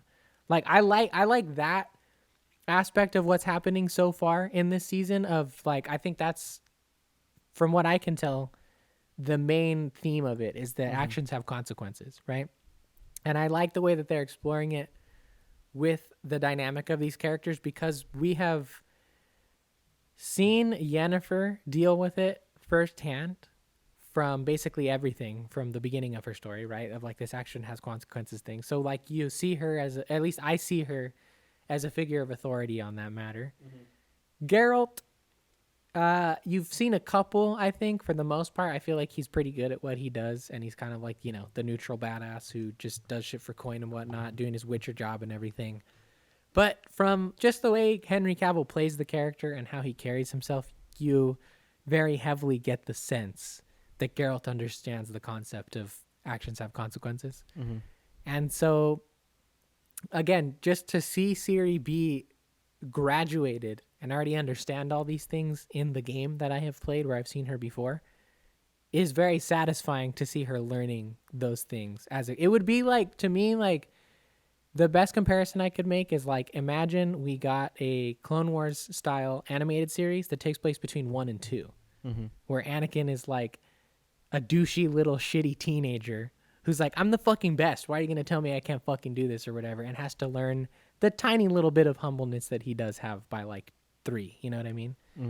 So I am really enjoying it for those reasons. I think that the acting is really good. I don't know if the from what I've heard, the main reason why Henry Cavill is leaving is that the writers have taken liberties with the source material and are starting to inject some of their own personal narratives and experiences into the characters and story of The Witcher. I don't know if that started to happen yet. Whether it has or not, I think it's very effective. Seeing Geralt like realize that his mother died like off screen, which is fine because she's not a big character anyway, but the emotional impact that has on him anyway, I thought was really good. Like, it didn't straight up bring a tear to my eye, but I for sure was like, oh fuck, this fucker's crying. I don't think I've ever seen a fucking tear come out of his eye before. Like, See, even at that part, I wasn't like sold. I was just like, okay, like, this is the obvious, like, the dude's crying because he's coming to this realization of blah blah blah. But like, for me, if something like that's gonna be happening, I want to also be moved by it. And when I was watching it, I was just kind of like, like, yeah, cool. Like this is obviously a part of the story that's gonna happen because of his feelings and whatever in his circumstances. That's why I liked it. Is like I think it's for me and for that character, that is not something that would happen. It is a very regular trope for a main character, I think, of like a medieval fantasy thing, of like, oh my God, they lost a person that they ditched a long time ago or whatever, and now it's hitting them emotionally. Like, I get how that's a played out trope, but for Geralt, I would never expect it because he is just such this like up until this point, I thought Ciri was the first person he ever loved in his entire life. Like, you know what I mean? So to see him cry over the death of his mother, for me, was effective. I enjoyed it. I thought it worked as like a very surprise moment of like, oh shit, like, dang, this fool just like actually did give a shit about somebody else at some point in his life. Geralt was a child. He was a kid at some point. He's like been presented as like this freak of nature, hated monster like killing thing that has no emotions. And there's all these fucking legends and rumors of like, are witchers really impotent? Like all the fucking random shit or whatever. Like, do they really feel anything? Blah, blah, blah. So to realize like, oh damn, yeah, like Geralt was a kid at one point who just wanted to like make his mom happy. Like for me, that shit hit pretty good. I was like, damn, all right, this is working for me. Yeah, I just feel like for me, he never seemed like a character that was harping too much on that. Like he always seemed very just like, cool, I understand what I am. Like I'm very much okay with who I am because of what I've, just where he's at. And like, maybe that's just maybe just that specific reason is why I didn't I feel like it didn't hit so hard for me is because I just feel like his whole demeanor is just like, this is what I gotta do. This is what I do. I'm like Geralt. I don't care. Like even like you haven't got to the last episode yet, but the last episode there is just like a lot of like, oh, isn't a witcher this and a witcher that, and he's just like, yeah, cool, and just like walks off. Yeah. So like it felt just like, I don't know, it just felt weird to me. Like I don't know, I wasn't too sold on it. Okay, yeah. There weren't to me there weren't too many moments where there were these emotional payoffs in the story that affected me as the viewer. Sure. And that was just for me, Yeah. The other thing that I won't speak to your experience of it, but I know it's definitely hitting me a little bit, is the show as a whole is very dense. And this is like, I'm going to say this as a criticism. The show as a whole is very dense, and they pack a lot of information into a much shorter time period than some other shows would. I feel like at this point, I felt like at the end of season 2, we were hit with as much lore and history and world building as like where we were in Game of Thrones by like season 4. Like they are fast and hard with this shit of like, here's this kingdom. This is the leader of this kingdom. This guy works for this kingdom, but he's also double crossing them here. This is that. That's this. This is that. Blah. You know what I mean? Like, yeah, that's what I feel like they're telling me a lot of shit and not showing me a lot of stuff. Well, so what I like that in the first 2 seasons, where I call it a criticism, is that if you have not very recently watched The Witcher season 1 and 2, which I have not, it's very easy to come into season 3 and be like, who the fuck are these people? Yeah, I don't remember any of you. See, that's a big problem that I had. And were like I think there's a part where the fucking elf dude, I forget what the guy's name is, but Philavandrel or something like that. Yeah, or something like that. Are you talking about the dude with the mohawk? Or the dude? Yeah, the dude with the mohawk. He's a new character. He's like, he was only introduced this season. He's like, I'm gonna go off and find someone. I'm like, who is he gonna go find? Yeah. Like, to me as like someone watching the show, I'm gonna be like, oh, he's gonna go see this person. Yeah. He's gonna go find that person. But I was like, who is he talking about? Like, I don't care. Like, who is he? Yeah. No, he did come out of nowhere. I did not like him at first. I did end up enjoying him after he dies, because for me, I was like, okay, this dude really did come fucking out of nowhere. If they don't attach him to somebody very quickly, I'm gonna be like, what the fuck? But then they bring him in with Kahir, right? Who's the like disgraced lord guy or whatever from. See, even I forgot who that dude was. I remembered him. I know. See, so that's what I'm saying. I I will say it as a criticism because you can argue the fact that, okay, all these characters should be memorable enough that after a year or two long break, you remember who they are. But I personally will give it the excuse of like, I know that this is a very densely packed show, whether it be characters, kingdoms, motivations, whatever they are. So I'm going to chalk it up to the fact that I have not watched the last 2 seasons very recently, me being lost in this world. I don't think they have thrown all of the world building out the window. I think it's simply that it's been too long since the last season came out. But when they attach him to Kahir, right, and they tell you, oh, they've been fucking friends since they were like young. They used to fucking fight people together, burn down towns together, whatever. I was sold on that. The acting there was fine enough for me to be like, okay, yeah, these guys are good friends. And the way he was being built up, I was like, okay, this guy's going to be a big dude who fucking double crosses some people and like fucks over the elves at some point, or at least the main people or whatever, like the girl and the dude, and like the other fuckers or whatever who are trying to find Ciri. And then the homeboy just fucking stabs his ass in the fucking neck, and I gasped. I was like, oh! Evelyn was like half asleep already, but I was like, that was his fucking friend. They fucking knew him his whole life or whatever, and like, yeah, they didn't show that entire relationship unfold on screen or anything like that. But again, for me personally, I was sold on the fact that they were friends growing up. And it was to me, that character was introduced and then subsequently taken off the board as character development for Kahir, which I liked. I thought that was good. Yeah. I mean, I think it would have been better if it was a character that we would have had these first 2 seasons.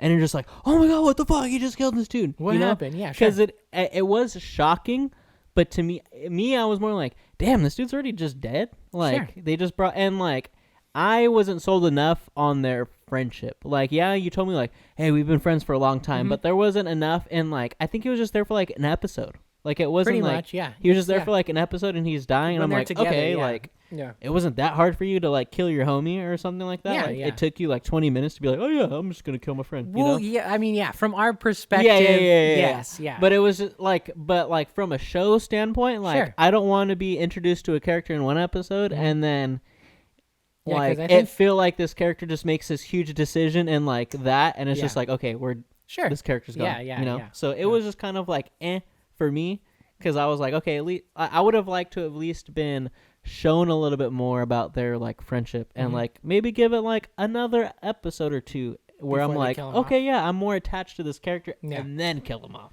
Yeah. The other one that was like a surprise death to me that I thought was more effective, even though I did enjoy that one, was the brother of the elven leader girl. That one shocked me pretty hard. I can tell from your expression that you don't even realize that was a thing that happened. But again, this is part of the criticism that I have towards it, right? Of that, like, you do get hit over the head very hard with a lot of information very quickly in those first 2 seasons. But one of the elves that gets killed in the final battle at the end of the first episode has been in that storyline, I would say like a supporting character that I remembered for sure. Is that the one when he grabs her and he's like, I got her. Yeah, and then he gets stabbed through the back. Yeah. That I was like, why are you screaming that? I mean, I know. I get like, it. I got her. I know. You also though have like a very logistical brain when it comes to that kind of stuff for sure. Because it's like, you wouldn't probably scream out, "I got her" on the battlefield, but in the movie he just like grabs her and stops, and he's like, "I got her." Yeah, I know. I got her. Like, run away. I know. I get it. It was just but people don't act logically. Yeah. That's true. That's true. No, but yeah, that one for me was very effective. That was another one where I gasped out loud. I was like, "Oh fuck!" I was like, "Damn, they just fucking killed that homie." Like.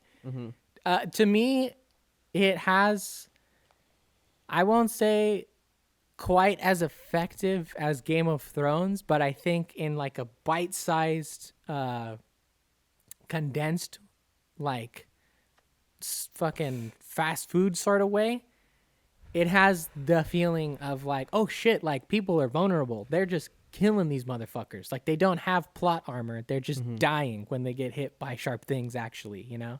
It's not like, oh no, Frodo's fine. He got punched in the fucking face by a troll, but he had special glimmering armor on, so it's okay. I fucking love the Lord of the Rings, and Mithril is fucking badass. The armor that he wears. but it's fucking convenient, right? That Yeah. you see one scene of him putting the shit on, and you're like, yeah, this shit's really strong, and then he gets fucking stabbed by a giant spear, and they're like, no, it's fine, he's okay. See, I almost like that a lot more, right? Because when I was watching Lord of the Rings for the first time, I was like, what the fuck? This kill's the main character. Yeah. What the hell? Yeah. And then when he does it, he's like, I was like, oh my God, I forgot he put it on. See, but okay, maybe it's just the like.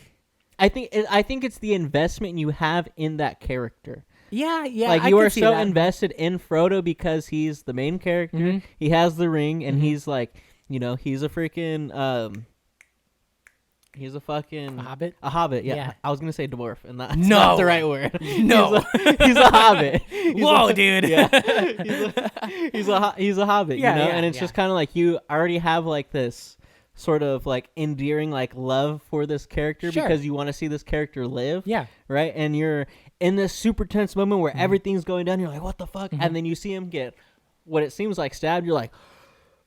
Okay, so maybe I will say I'm gonna give the disclaimer like I'm desensitized to any of the surprising events in the Lord of the Rings trilogy, but like Frodo's not gonna fucking die. But the first time you watched that, even still, the first time you watched that, you were like, what the fuck? No, that goes back to the cliche. The main character in a high fantasy thing like that, before Game of Thrones, that's unheard of. Main characters did not ever fucking die unless it was like. Maybe not Game of Thrones is the first thing ever, but in terms of mainstream media in the last like 2 decades or so, main characters never die unless it's like a super heroic sacrifice. So in my mind, I think probably even as a kid, there's never a moment where I think Frodo's really going to die, Okay, yeah. He's the main character. He's the fucking dude that has to get the ring in the volcano. Frodo's not going to fucking die unless it's the end. That's true. So, but again, I could just be desensitized because I have watched these movies since I was a small boy. So I just know it very well at this point. That's not like I didn't even ever think of that as a surprising thing. That's always been because that was super surprising for me. That's interesting to hear because to me that's always been a moment of like, oh, there's some more plot armor. Frodo's fine. I think it's also just the buildup of the moment too. Like you have like a pretty long fight that's it's a happening. tense fight scene, yeah. And you're in like that's when they're in the mines of Moria. The mines of Moria, right? And then so you're like they're in this super enclosed space. You don't know how they're gonna get out. There's a long fight going on, so you're like, oh, So I think that's what made it more surprising for me is that I was lost in the moment of like, what are they gonna fucking do? Yeah. Like I think there wasn't any point in that part where I was like, oh, they're not gonna get out of here. But I was just like, how the fuck are they gonna get out of here? Are they gonna get out of here? And then you see that with Frodo, and I was like, what the fuck? Yeah. This is crazy. Yeah. God, I think I'm just unfortunately desensitized to that shit at this point. I would love to go back and watch it again for the first time. But. But back to the dude that gets stabbed. Like, I didn't even know that was like a main ass dude. That, yeah, like, see, so again, like, it's a criticism that I'm willing to forgive because I sort of remember at least a decent chunk of what happened in those other ones. But like, that was a shocking death for me because I was like, oh fuck, like that's her fucking twin brother. Like, he's been around helping this whole elven cause for a long time.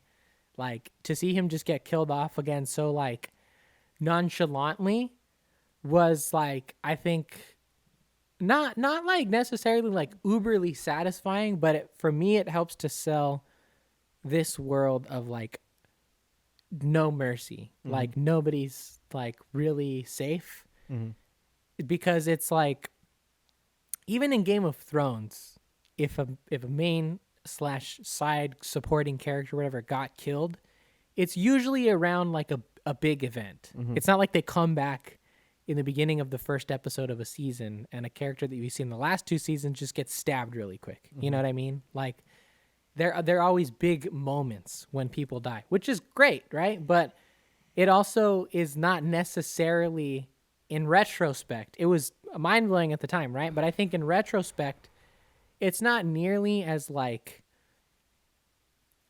what's the word?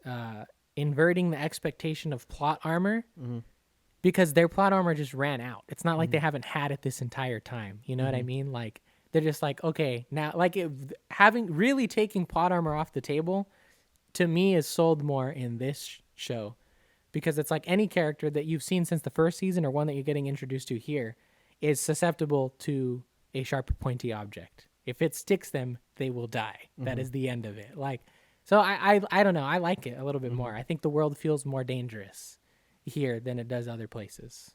I feel that. But yeah, I don't know. I'm into it so far. Maybe the last 2 episodes will change my opinion on it. Maybe it won't finish exactly where it goes. But at the same time, too, I'm going to do the same thing that I am currently doing with Spider-Verse. This is part 1, right? It's not finished. We have a whole nother thing to continue off of. I don't know exactly how the first volume ends, whether it feels cliffhangery or satisfying or whatnot. But either way, whenever something presents itself as a part 1, I'm going to wait till part 2 comes out to, like, you know, give full judgment on the thing. Yeah, it just didn't, like, this part of the season just didn't feel like The Witcher that I was used to in, like, the past 2 seasons. Like, that's where I think, like, the Netflixy comes, right? Like, when I was watching the first 2 seasons of The Witcher, I'm like, oh, shit, this is The Witcher that I'm watching. I'm in the world of The Witcher. And then I feel like when it gets to, like, Netflixy, it just feels like the sets don't feel, like, as, like, convincing sometimes. Like, they're cool sets, don't get me wrong. Like, they're beautiful. But I feel like sometimes it's just not, like, as convincing. Like, I don't feel like I'm thrust into the world of The Witcher, you know? Like, when I'm watching the scene when they're in, like, the maze, you know, I'm at no point was like, I'm like, oh, damn, this is a crazy maze. I was like, oh, this is a cool set.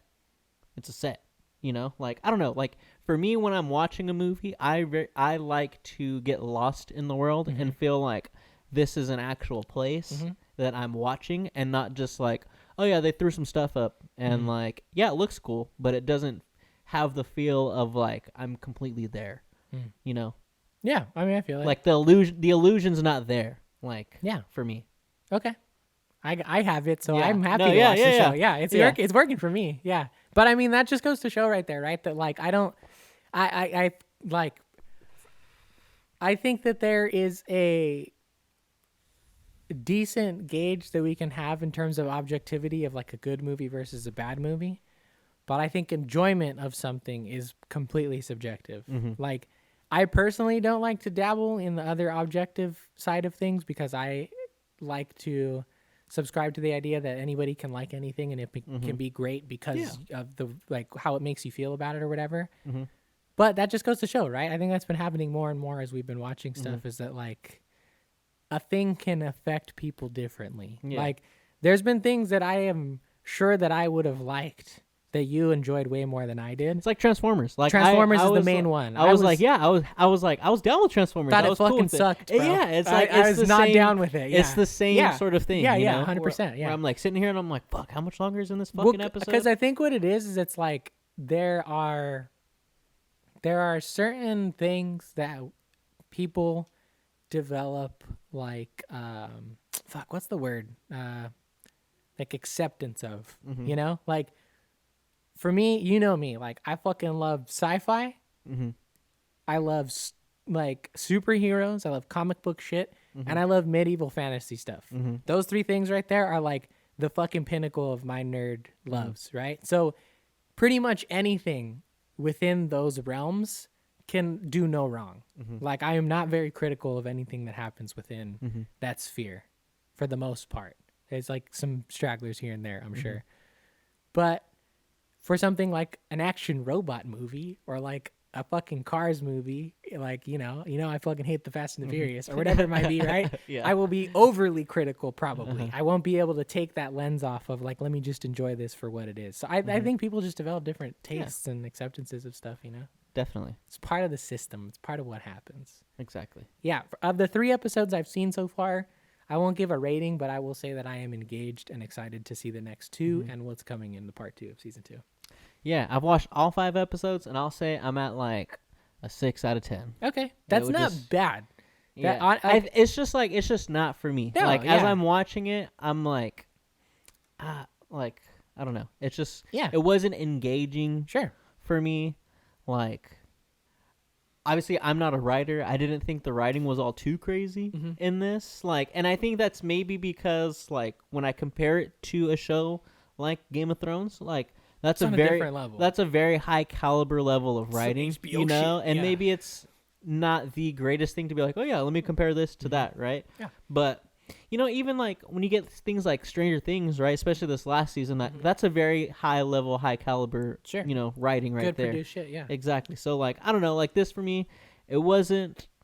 It's a 6 out of 10. Yeah, 6 out of 10. No, I honestly I feel like I've done a halfway decent job of excusing the caveats as to why I do enjoy it. If I'm gonna be like purely objective, I could very much agree with that rating. It's not bad by any means, but I do think I will say so far it's also not on the level of the previous 2 seasons. So I think that's a fair grade. Yeah.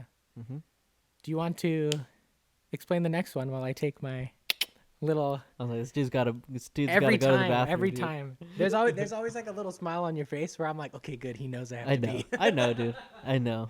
But yeah, guys, that was The Witcher. Go and watch that shit on Netflix. I definitely recommend watching at least the last season if you. First 2, man. I would say. You can't do 2 without 1. I would say at least for this season, for me, I think it's nice watching season 2 so you have like a good refresher on what's going on, because I think what's going on is a direct reflection or is a direct consequence of what happened in season 2. So that's just at least my opinion. Daniel says go watch season 1, so if you're down to do that, go and do that. I definitely think it's of the best interest of the viewer to consume as much of the source material as possible once new material comes out. So definitely go and do that. But the next show that we were going to watch, I absolutely loved, and I rate it the highest that I can fucking rate it, is The Bear Season 2. And I don't think we've talked about Season 1 on this podcast before, but I absolutely loved Season 1. I had no clue what I was going to get with a show about a dude starting a restaurant. But yeah, I could not have guessed that I was going to love a show as much as I love this show. And Season 2 just took it to a whole new height for me with The Bear, man. Like it was like, you're only not even halfway through. No, yeah. And 10 episodes this time? Yeah. Yeah. And dude, this shit was just like from the jump. It's just fucking great, dude. Yeah, first episode's pretty awesome, not gonna lie.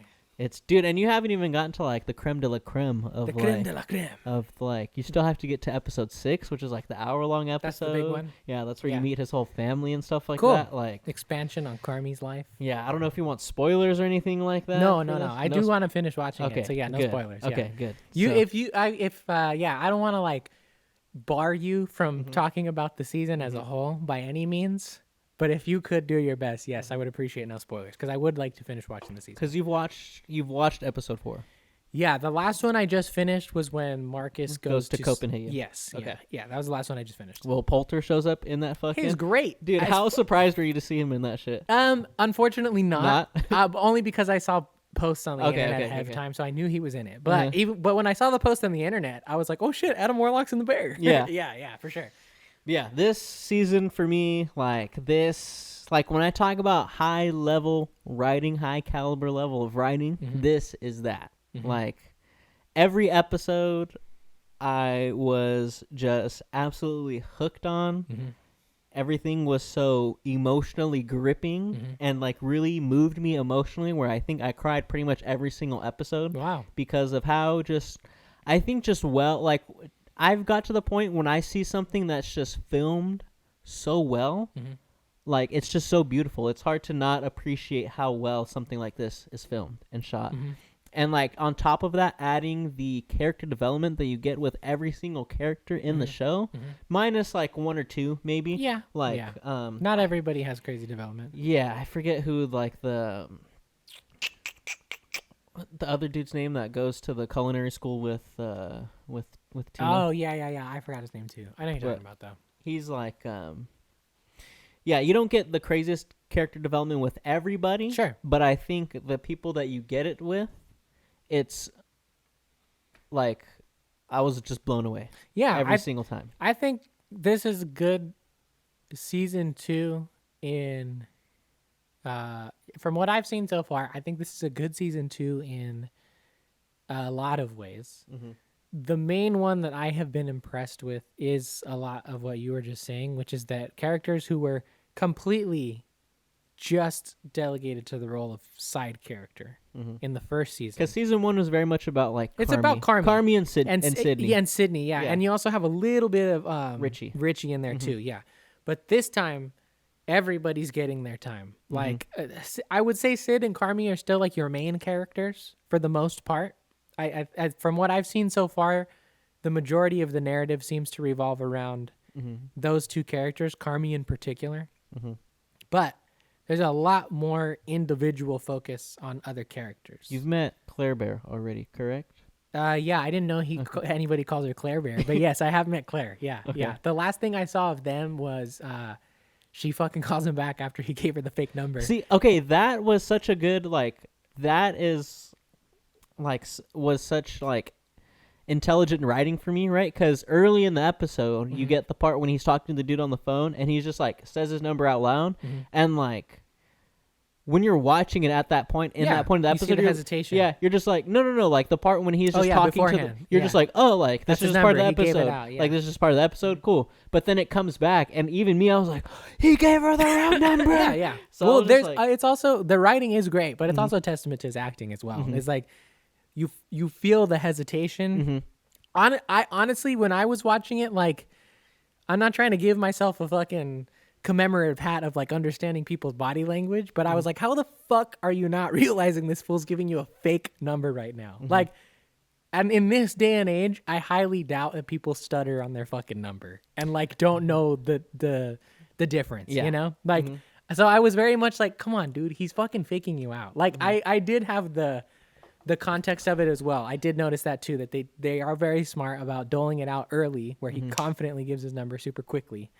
And then later he's like, but still, I was like, what the fuck? Are you dumb? Come on. He's giving you a fake number. But no, it was very good for sure. Very, very good. I appreciated that too. That was a cool little detail. Yeah. It was just fuck, dude. Every point in this episode or in this season was just, I binged it in one day. As soon, it was weird because I had wanted to watch it, but I never was in the mood where I was like, okay, let me sit down. Because I knew this was going to be something, I didn't know it was going to be as great as this, right? But I knew it was going to be something that I really wanted to devote time to, and I didn't want to just be like, oh yeah, let me just watch an episode real quick before work. Yeah. Because once I watch one episode, I know I'm going to want to watch another episode. Yep. And finally, I got to the day where I was like, all right, I'm going to fucking watch this. And I sat and I watched the first episode. I was like, holy fuck, this is time to finish this bitch. Especially at the end of the first episode, because it's they're at a point where they're like, all right, let's get this shit going, because I think they break down yeah, the end of the first episode ends with them making the deal with his uncle or whatever the fuck. Cicero. Yeah. And then they all go home for the night. And then you only it is really good. You only see it from Carmi's perspective, but he's basically sitting up at night thinking to himself what you they kind of suspend you for a little bit, but then you end up realizing, he comes to the realization fuck, we can't do it on the timeline we gave him. We need to do this faster. Yeah. And then he gets there, and they're already fucking there doing the same thing, and it's like, oh, that's good shit. And then the song that kicks in at the end, I was like, dude, it is good. The music in this season is was on another level for me too, because I was like, fuck, yeah, dude, it's good. Yeah. They're really planning out the needle drops that they have, and it was just awesome, man. Fucking great. I will say, they are good. For me personally, I don't know, this type of show needs needle drops. It's weird for me in dramas, because I like needle drops for fun, high action moments.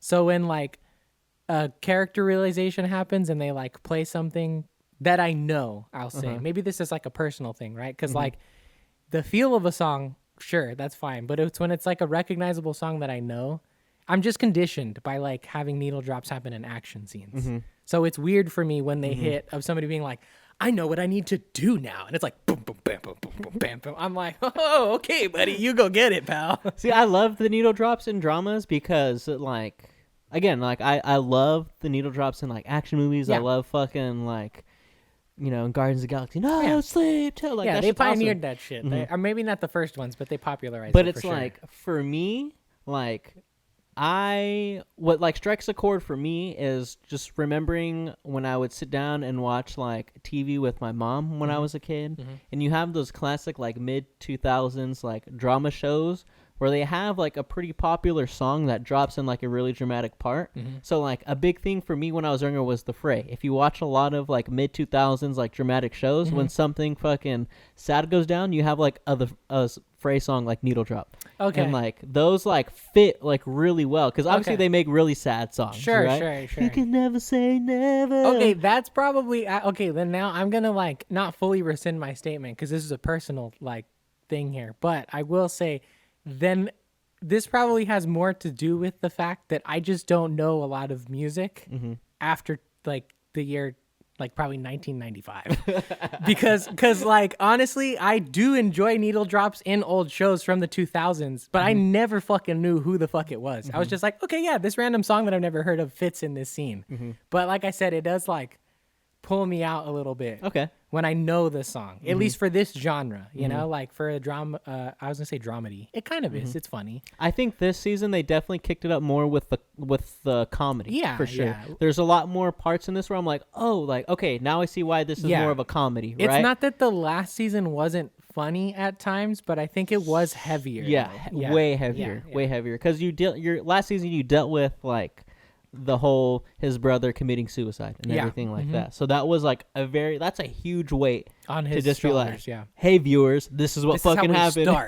So you're like, holy shit. That's why I was like, damn, why is this a fucking comedy? But there are like a lot of points in this which are kind of funny, you know, like, and even with like Richie, like there are parts when like in the first episode, the part that I really liked that touched me a lot but was also kind of funny was when he's sitting there and he's like, what's my purpose, homie? Like that is like kind of funny, but it's also like it's dramedy. It's it's just like it's the perfect type of line for that character because you are used to his just sort of like over cockiness. Yeah, his comebacks and shit like that. And when he's just like trying to actually be serious but kind of doesn't know how to be serious, it's hilarious. Yeah. No, most definitely. I like the development that is happening with a lot of the characters so far. I don't know if I'm just a little bit too partial to Carmi, but I have this like feeling, again, I obviously haven't seen the whole thing, but in the first 4 episodes there's this feeling that I'm getting that like each of the individual players around him are slowly being told by the elements in the world like, hey, you're really talented at what you do, make sure you have the right people around you. And I feel like there's a lot of insinuation, especially with Sydney, that like Carmi is not the right person to have around you. And so again, I don't know if like I'm just like too personally attached to Carmi as a character because I do really like him as a character. But when that shit happens, I'm like, fuck you, shut the fuck up. They're best friends. Get the fuck out of here. Like, don't you dare talk about fucking Carmi like that, you son of a bitch. Even though they don't know who he is, I'm like, don't you fucking talk about my boy like that. Don't you talk about Carmi. You son of a bitch. Don't I'll you kick talk your about fucking ass. Like, so that's one thing that has like, it works for the drama and it works for the series. I don't like it though. Like there's this early feeling that I'm having right now of Sid doubting Carmi and the partnership that they have and her purpose and her role in the opening of the bear, where I'm like, fuck you, stick with it. Like, don't you fucking dare back out of this shit. You know what I mean? It like it upsets me. I'm like, no, don't fucking leave, dude. Like, stick with it. I get what you're saying, and I agree with that too. It makes you feel like, it makes you as a viewer almost want to, like, it almost makes you feel like they're trying to make you hate Carmi. In a way, In a way. But at least like she has doubts. Yeah, like, exactly. Yeah. And like the way I took it was like, I was definitely like, Carmi, I was on your side too, like, Carmi's not a fucking bad guy. Like, no, you don't get it. Yeah. He's just in love with the girl right now. Well, and he's just setting some thigh aside. Like, it's good. Yeah. But I also took it as like, damn, Carmi's also still got to change more because he's also not like he's still not that he's not all the way in, but he's not all the way open to like other ideas and shit like that. Yeah. Like he's not still a perfect leader. Yeah, he still very much like has this idea of how shit should run like in his head, and he's not like running shit by Sid all the time. Sure. Where Sid almost feels like she's like out of the loop of stuff when they're supposed to be like partners. Yeah, you see, know? so that was one of the ones that threw me, right? Which again, obviously I'm only 40% of the way done. I will continue to make that distinction. But I was not sold on the argument that they not argument, but little spat that they tried to have at the end of I think like episode 3 or 4 when the walls are like broken down because they figure out it's got mold and shit like that or whatever. Because up until that point, Carmi's really good about treating Sid as a partner. Like most of the time that you see either one of them on screen, they're with each other for like those first 3 episodes. And like, yeah, he does ghost her like on the whole thing about going to eat and whatnot or whatever. But I wasn't given the sense that like this is a constant thing that he does all the time. You just gotta wait. Okay, that's fair. I could see it coming further. But so the other thing too that I wanted to mention is that it seems like just really bad timing personally, as far as I can tell so far, right? Because Sid, to me, is almost like too hell-bent on this idea of like a fine dining, we're going to earn a fucking Michelin star restaurant, right? Like, I think pretty much everybody else on the team is like, we don't need a fucking star. Who cares? We just want to make a good restaurant with good food. But Sid is pretty like, again, like, on this journey of her own. At the same time, Carmi is like too caught up with the bear and the opening of the bear and this and that. It's his job, it's his purpose, it's whatever, but he very plainly tells the audience, this shit doesn't fucking make me happy. Like, I don't get really a lot of enjoyment from this. His one like exception is not even like, okay, I do kind of like it. He literally just goes, it's okay.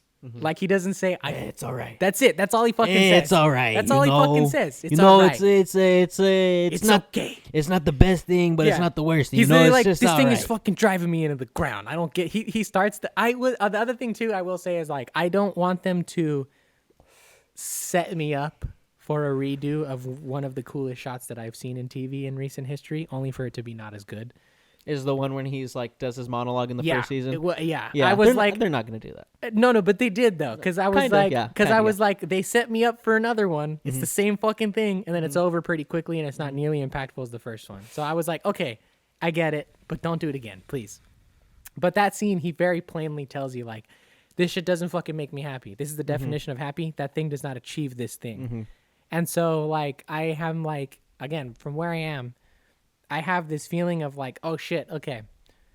Carmi is starting to find something in his life. As long as, what's her face, Claire's not like a horrible human being who's just trying to fucking take him away from his dreams and shit like that, which as far as I can tell, she's not. She seems pretty cool. Episode 6 has to play a big part. And then there's a conversation that happens between 2 characters at the end. Okay. That changes that up a little bit. Not that changes it up, but I think a lot of the things you have in question will become more clear as like the season progresses. Yeah, of course, yeah. Because I like the idea of introducing something outside of the bear as a restaurant and the project that actually does make Carmi happy. Because I've never fucking seen him smile. Yeah. The entire time. So when he actually laughs at some flirty shit that Claire's doing, I'm like, this is holy great. shit. He's awesome. fucking happy for a quick second at least, like it makes me so happy for him. So like, it's a weird contrast of where I'm like, damn, okay, Carmi, this is your thing. You're opening the bear.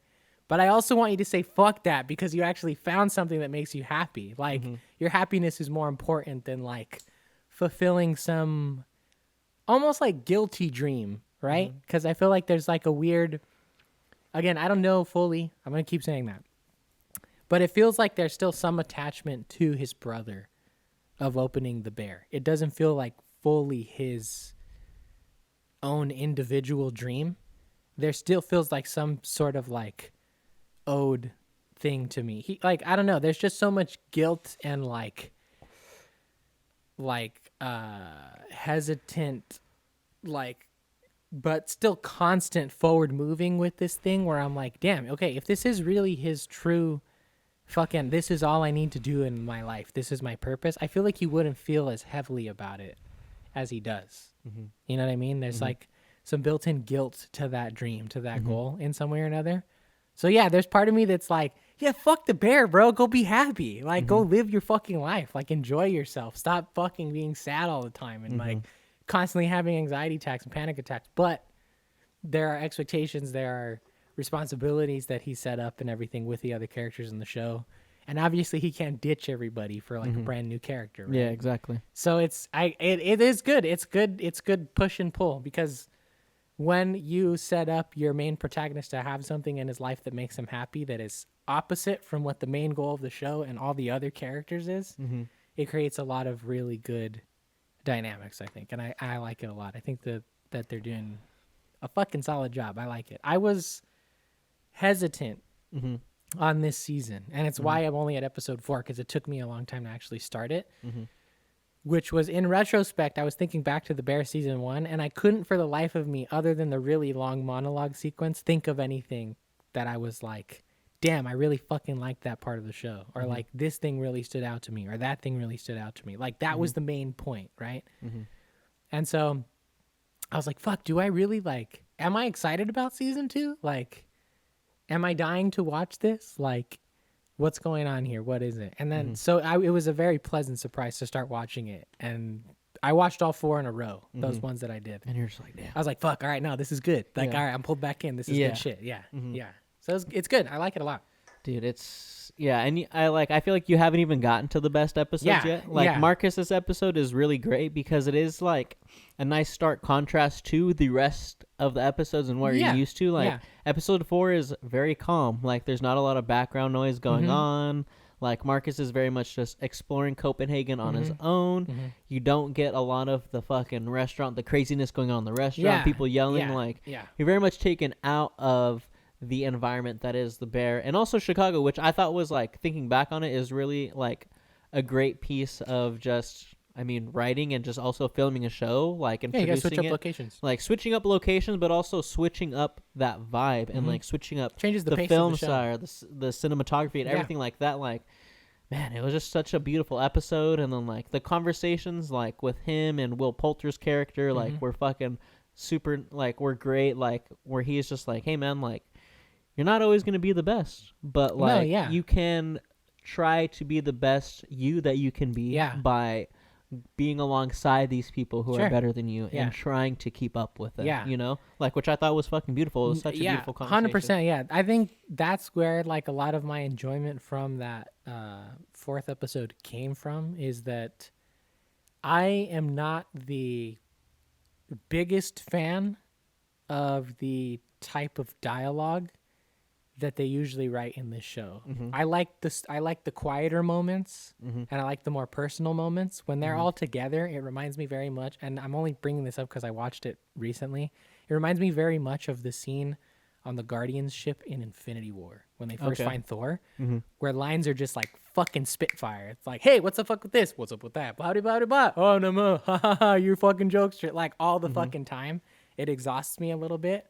I understand that that's probably very satisfying for people who come from a kitchen background, because from what I've heard, that's what it's like.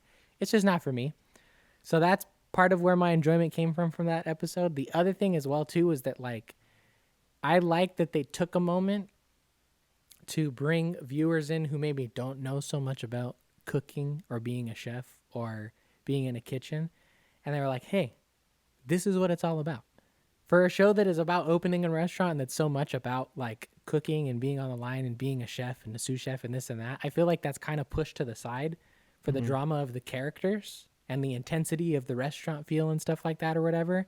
As far as I can remember, I have never heard any character on the show talk about cooking in the way that those two did. And I loved that. I was like, okay, I fucking get it now. Like, I'm more sold on, like, them as chefs now, because it's like I feel the passion from them. I feel the creative side. I feel the inspiration, the drive. I'm like, that's what I wanted in the beginning to sell me on this whole atmosphere more. But I'm glad that I got it still. And Yeah. I like it a lot.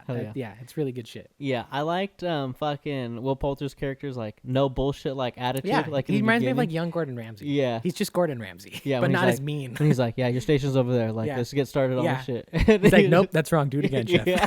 Yeah. And he's Nope, just, still wrong. Do He's it just again. like hella nervous. He's like, Yeah. fuck that. I'm sorry. I I just know. got nervous. I love it too because he just it's a great like.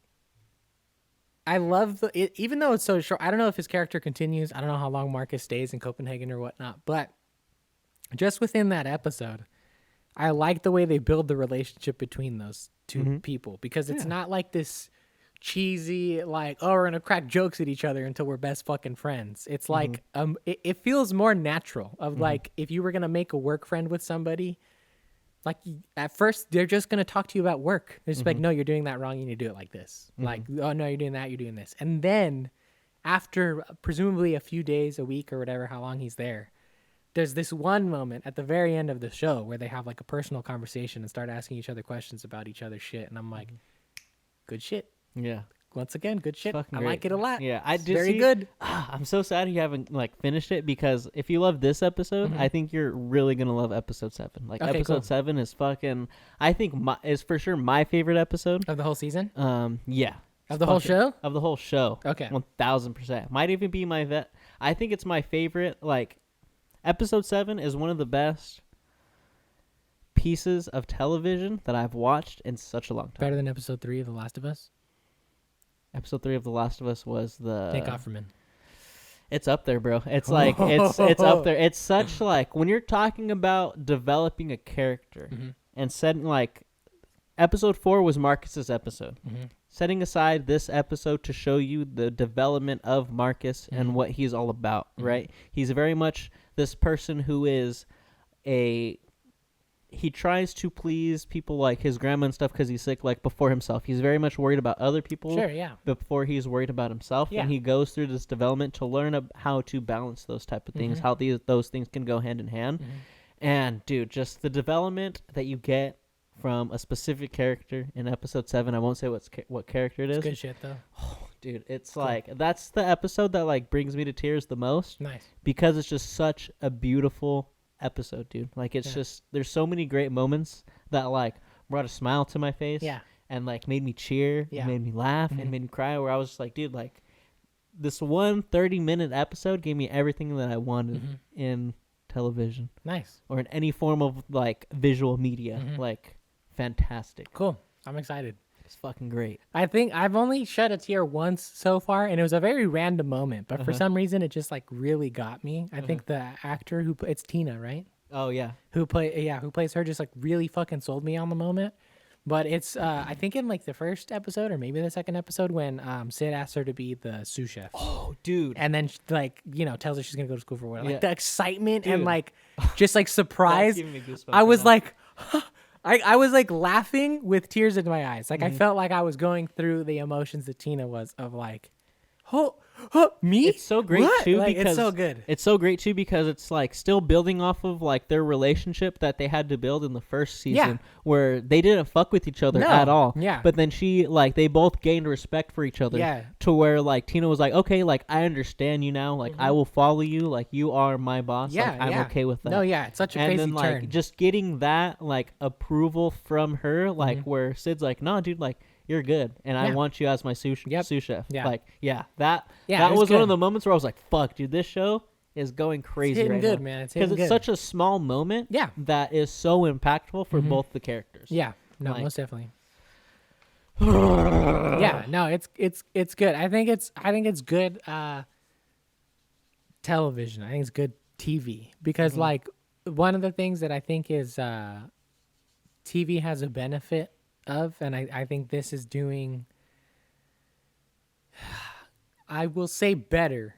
I don't want to, but I will say it is doing better than a lot of the other streaming stuff that is happening right now, or even live stuff. Is that like a lot of streaming shows and TV and stuff have taken to creating seasons that are long form versions of a movie, right?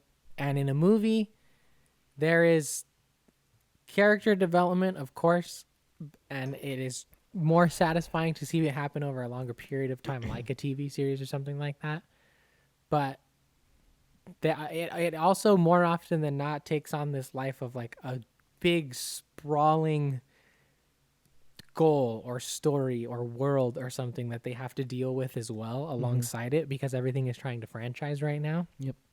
And so when the goal of the collective characters in the show is something as simple as opening a restaurant and having to jump all of the hurdles that come with that, not that it's a simple task, but in terms of a story goal, that's pretty simple. We want to open a restaurant, right? That's easy. That's easier than we need to find all the 6 stones that control the different pieces of reality and put them into a gauntlet, right? Yeah. It's much simpler. It's much more like, so when that happens, you have so much more time in these smaller like spaces of media to dedicate it to like characters and character interactions and character developments and relationship developments between characters and stuff like that. And it's very satisfying. They're doing a really good job of it. There's something about it that I almost have like a little bit of I don't want to call it like resentment, but there's part of me that's like, ooh, fuck you son of a bitch show. Like, cause I'm like, you're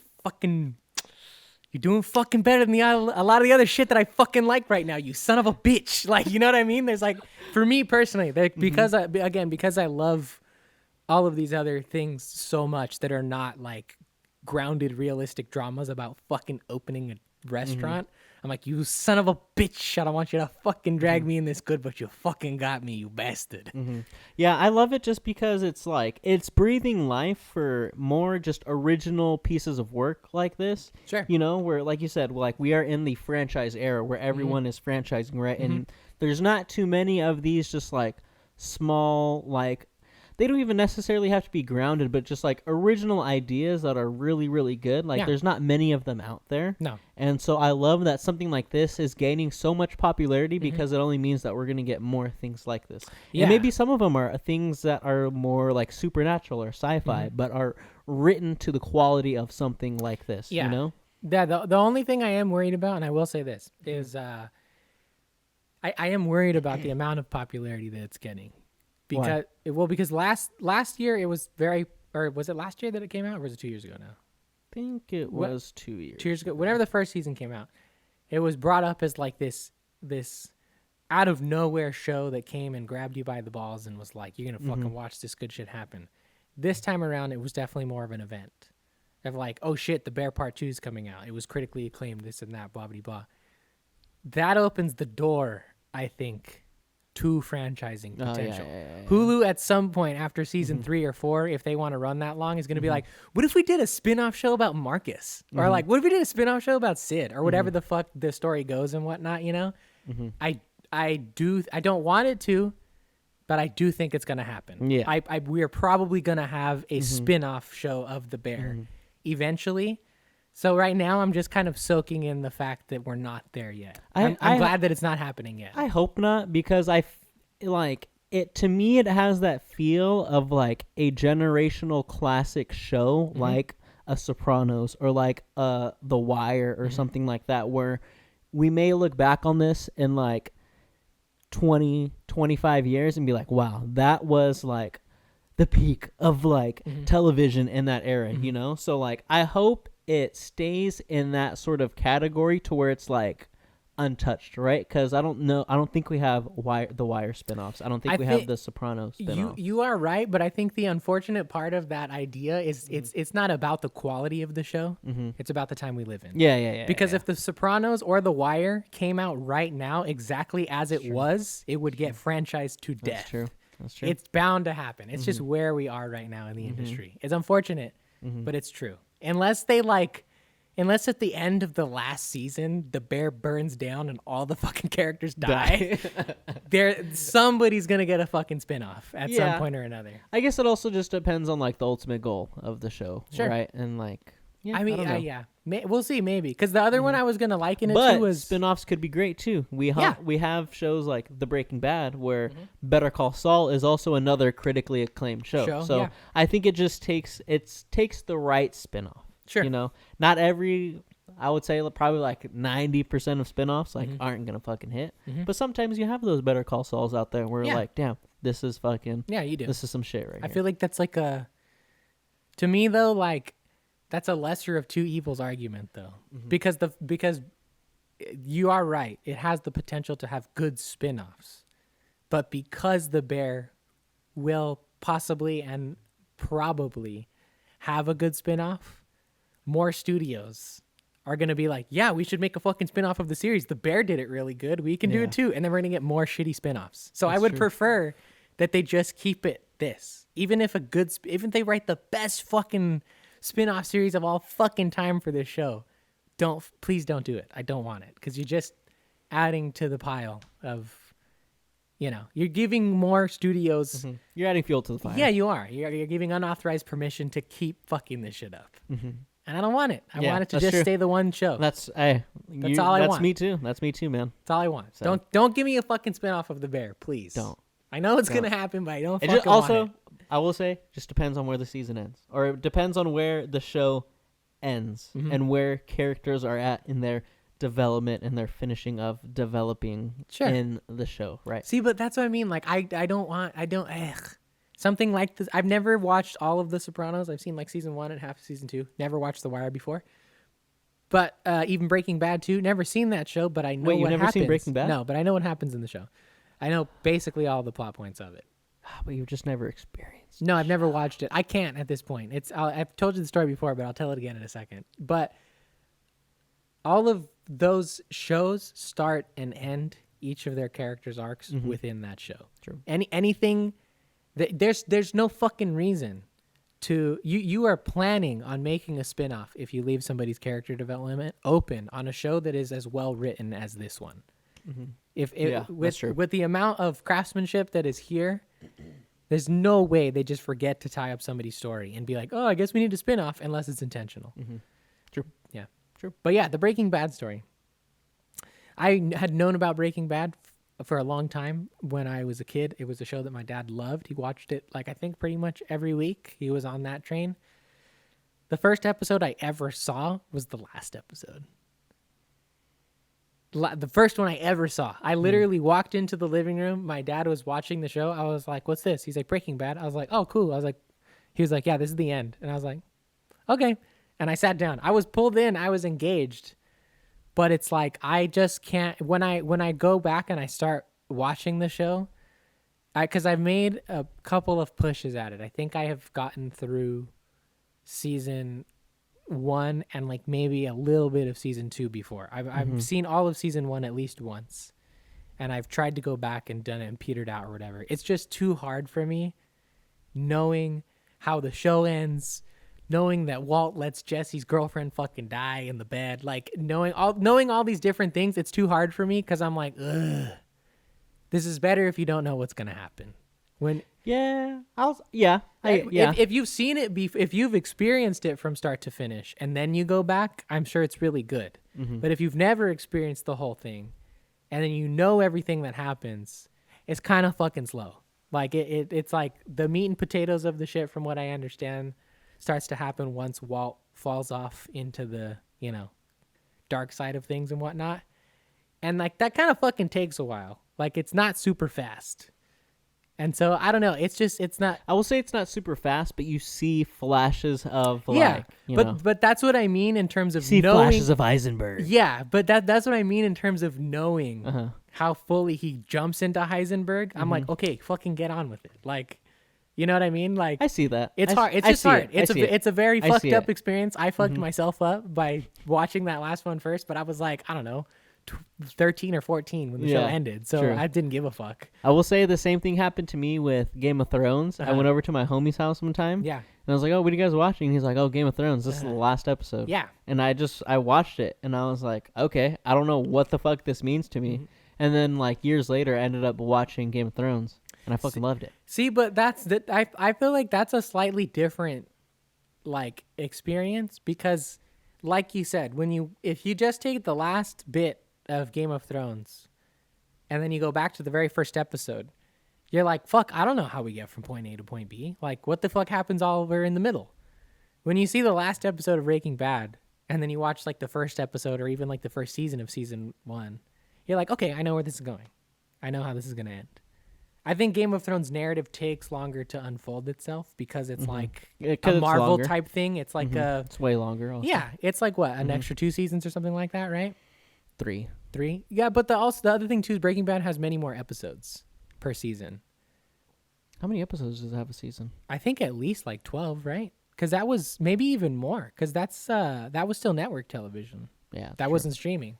But either way, the Game of Thrones is like a more sprawling world building narrative, whereas like Breaking Bad is a more personal character driven one. So you can see much earlier where Walt's gonna go if you know the ending. I think. Yeah, I see that. Yeah. I will. My only like rebuttal to that is that there are a lot of important moments that I think you miss out on. Sure. Like, again, it is like. I get where you're coming from when you watch like the last episode and then you see the first episode. You're like, okay, I can see where this is just turns bad. You know, obviously, if you're just a regular dude, and you just start cooking meth, you just start selling meth, it's probably gonna end bad, right? Not the craziest thing to hypothesize, but I will say there are just a lot of like just great moments throughout that series that might not be surprising because you know the ending, but I think are just great to experience regardless. Yeah, while it happens. Because have you met like Giancarlo Esposito's character? Like, no, but again, I know a lot of what happens with his character at this point. But it's just, I see though. But it's just like I've seen all of. Not only have I actually seen a whole bunch of the scenes, but I've also seen all of the memes. So you've seen them blow up? Yeah. Okay.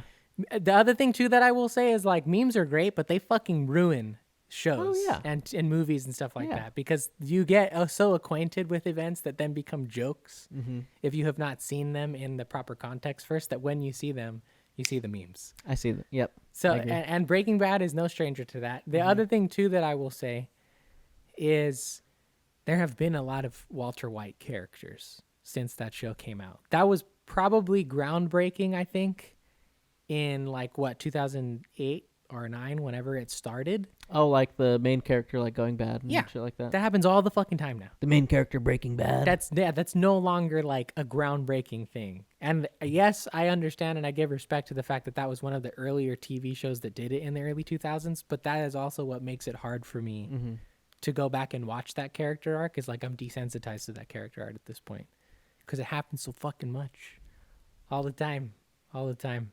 So I don't know. I feel like for me personally, I won't speak for everybody, but there are certain things that like if I miss the train, I'm okay. I'm not gonna like struggle super hard to go and jump on that one. It's gone to the next station. That's cool with me. I will say, Game of Thrones is one that took you a while. Yeah, took me forever to get into. Hop on. Yeah, no, I was super not down with Game of Thrones. Yeah, maybe it's not the right time. Who knows? But Game of Thrones, one of my big 3, dude. Yeah, that's true. Medieval fantasy, bro. That's true. That's very, very true. Yeah, so very true. So that's an easier sell for me. I just needed to actually give it a chance, you know? Yeah, but again, also too, going on the personal taste thing, you know me. Yeah. I'm not really about dark, heavy, like fucked up characters doing fucked up things. The only reason why I liked it in Game of Thrones is because they're fucking waving swords around at each other. And there's dragons flying, burning down armies and shit like that. Otherwise, I don't care. I don't need TV shows and movies about what happens in real life, what people do to each other in real life, you know? I want inspiring tales. Feel that? Like The fucking Bear. Because The Bear is grounded. It's also a very inspiring show. Yeah, it's rooted in a lot of real world, just day-to-day people things, you know?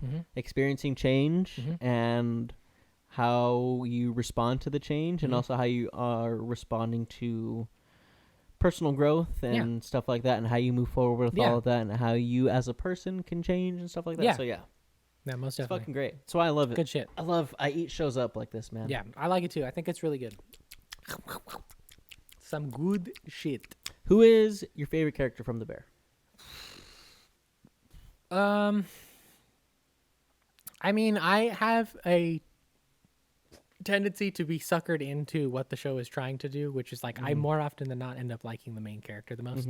Carmi is probably my favorite, but if I'm gonna take him off the table in order to be fair, because he's the fucking protagonist. Of course, everybody loves Carmi. Off of what I've seen so far, I think I like Marcus the most. Just because Marcus is like where he is right now, he's like in this weird limbo space of like, okay, yes, he is attached to the restaurant and the opening of the new restaurant, and he's here and he's passionate about doing it, but he's not like guilt ridden into doing it, and he doesn't feel obligated to do it. Maybe he does, but it's not as heavy as some of the other characters, right? Like even outside the family, like Sid is another one of those characters to me. Sydney is like, feels very like guilt driven and like obligation driven, right? Versus like Marcus is just like, I'm just here to help out. Like I need to make a paycheck because my mom is sick in the hospital right now. Like, but I also do love doing this, and I think I could find a passion here. So I'm just here making shit happen. So I like that. I think he's like he's a nice contrast to a lot of the other characters. Fuck yeah. For me. Yeah. Oh, yeah. Who's your favorite? I love Richie, man. Richie's just the dude, like, and I think a lot of it has to do with the character development that happens this season. Yeah. But it's like, he's just the guy, man. He turns into someone that's very much a doucher in the first season. Oh, yeah. That you're like, fuck, dude, like, why are you acting like this? Obviously, it makes sense, right? His best friend passed away. Yep. But it's also like, sometimes, bro, you do things that are out of pocket that you don't need to fucking do. Yeah, there's a lot of things where, like, you do want to give him, like, the pass of, like, okay, you experienced a heavy tragedy with somebody close to you. But then there's also other things that he does where you're like, okay, no, you've been like this your whole fucking life. Yeah, that's just how you kind of are sometimes. But yeah, Richie's just, just where he starts and then where he finishes is just like night and day. Yeah. And I just love, like, his arc of the season is probably my favorite for sure.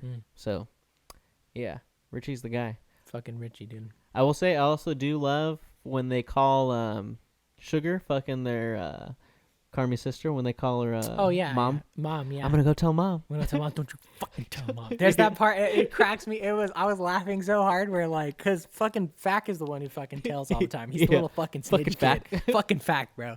He's a little fucking snitch kid. I know all the fucking facts. He knows all the facts. He's a fucking snitch kid, right? So like just that sequence where like you just see like Marcus kind of standing there watching these two grown men act like little boys, but Fack and fucking Rich are in each other's face like, I'm gonna fucking tell mom. Don't you fucking tell mom. I'm gonna fucking tell her right fucking now. Don't you fucking tell mom. I swear to fucking God. Mom. It's like, God, you fucking children, bro. Holy shit, dude. I love it, dude. But I also love how she leans into the role too, because she refers to Fack all the time as, it's okay, honey. Yeah. You're okay, honey. Yes, honey. That, what's up? Like, she is the mom. 100%, dude. It's good. And she is becoming a mom. I don't know how that turns out. Yeah. I have a feeling that the environment she's putting herself in is not the best. It's just so funny because, like, in the first moment where she, like, does something where she's like, oh, I can't do that, I'm like, she's fucking pregnant. I think it's like in the first episode, something happens where she's like, oh, like, I'm good. Like, I just wasn't feeling good this morning. I was like, you're pregnant. I love the reveal of it fully.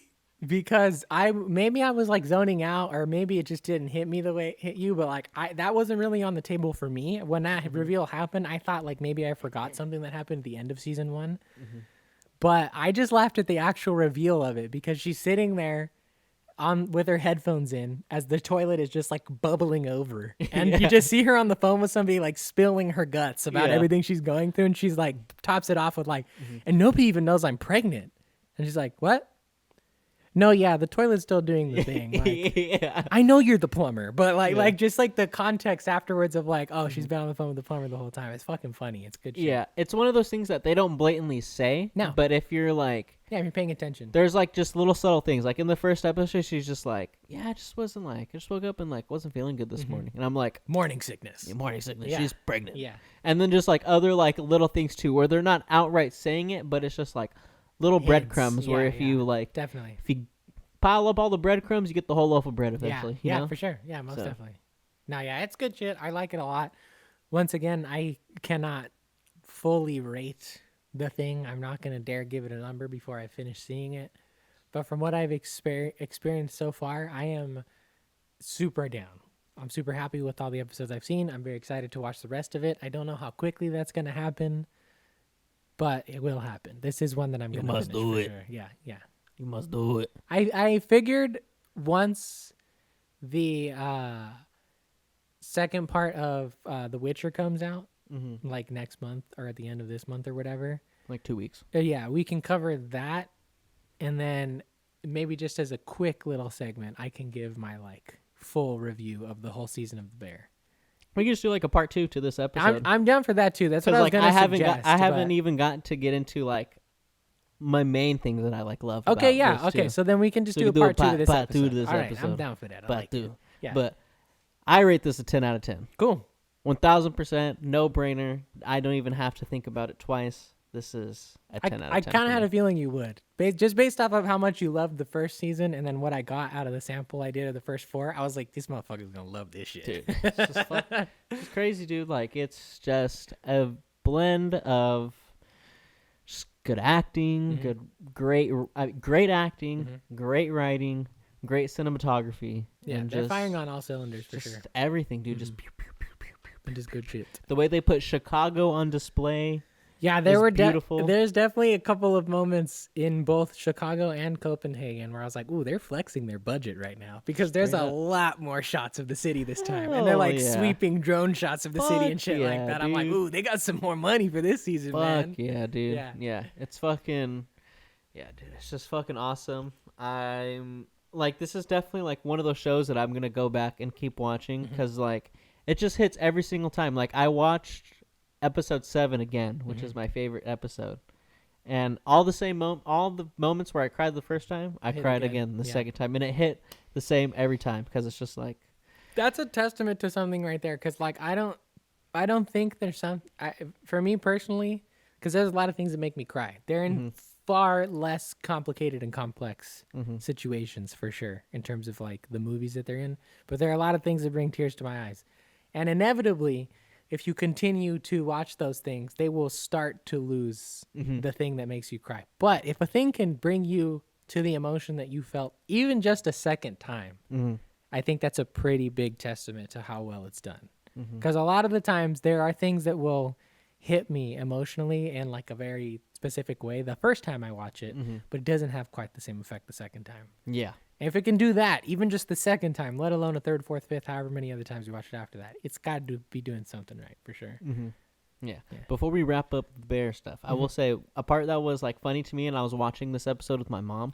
It's the 3rd episode when Carmi is just like, yeah, like we'll just go off and we'll go eat stuff, right? Obviously he flakes. Yeah. And it's literally just a montage of Sid just eating. No way she ate all that food, bro. I thought the same fucking thing. That was a point where like I was thinking with your brain for a second where I was like, how the fuck did she eat all this fucking food in a day, bro? She eats short ribs, fucking pizza, fucking hamburgers and hash browns, fucking ice cream pasta, at the end of the day. ice cream, everything. Big ass Sunday. She eats like 10 fucking meals in a day, and I'm like, no fucking way she ate all that food, bro. Yeah, Not without puking. Me and my mom were like, damn. So she's just eating a It's lot. a garbage disposal, bro. Yeah. She's just dumping everything down there. But I also liked how, and you'll see it more in like later episodes, like the whole like Coach K thing. Oh yeah, the book she's reading, like everybody knows about Coach K except for her. Yeah. Yeah. That definitely comes through Cool. more. But I like how that is like a constant, like there are little things, like little themes that they Pepper in at first. that they pepper in, that Yeah. they present to you that like, all right, cool. Once this like episode 6 is like that episode. Where That's it's the like, hour-long one, That's right? the hour-long Yeah. one. It's fucking crazy. And yeah, it's just that's the episode. Cool. That is I wouldn't say the episode. It's the most jarring episode of the season for sure. Cool. Like it is. I like status quo changes. I I'll like say when they it's flip a everything. stressful episode. Okay. I'm not so excited about that, but okay. But it's just like a lot's going down. yeah. I think you will be pleased. It's like is it like a upgraded version of the one-shot episode in the last season?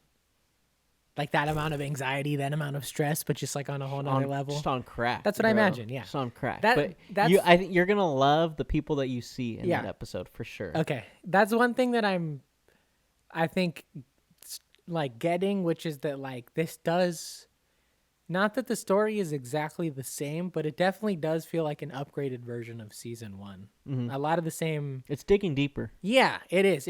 But it's in the same ditch, you know, like they are not moving on to another thing. They're staying here and going further down. So there's times where it's very, like it rhymes, as George Lucas says. You know, It's like poetry. yes, It rhymes. exactly. There's a lot of points where I'm like, season 1. Yeah. Yeah, you know what I mean. But it's good though. I like it. I like it. So it's good. Fuck yeah. 10 out of 10. I'm very engaged. I will probably give it like at least higher than an 8. I think.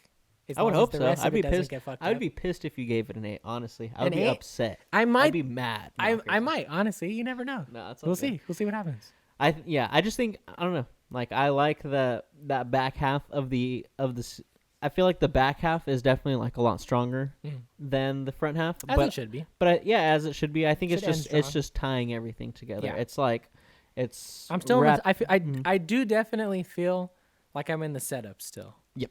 Yeah, 1000%. that part I do feel. I can tell that there's a lot of dominoes that have not been knocked over yet. The episode 6 is that like. Yeah. We're starting to knock everything Pull down. the last piece of the Jenga block out, Yeah. and everything crumbles. Exactly. Yeah, cool. All right, Yeah. cool.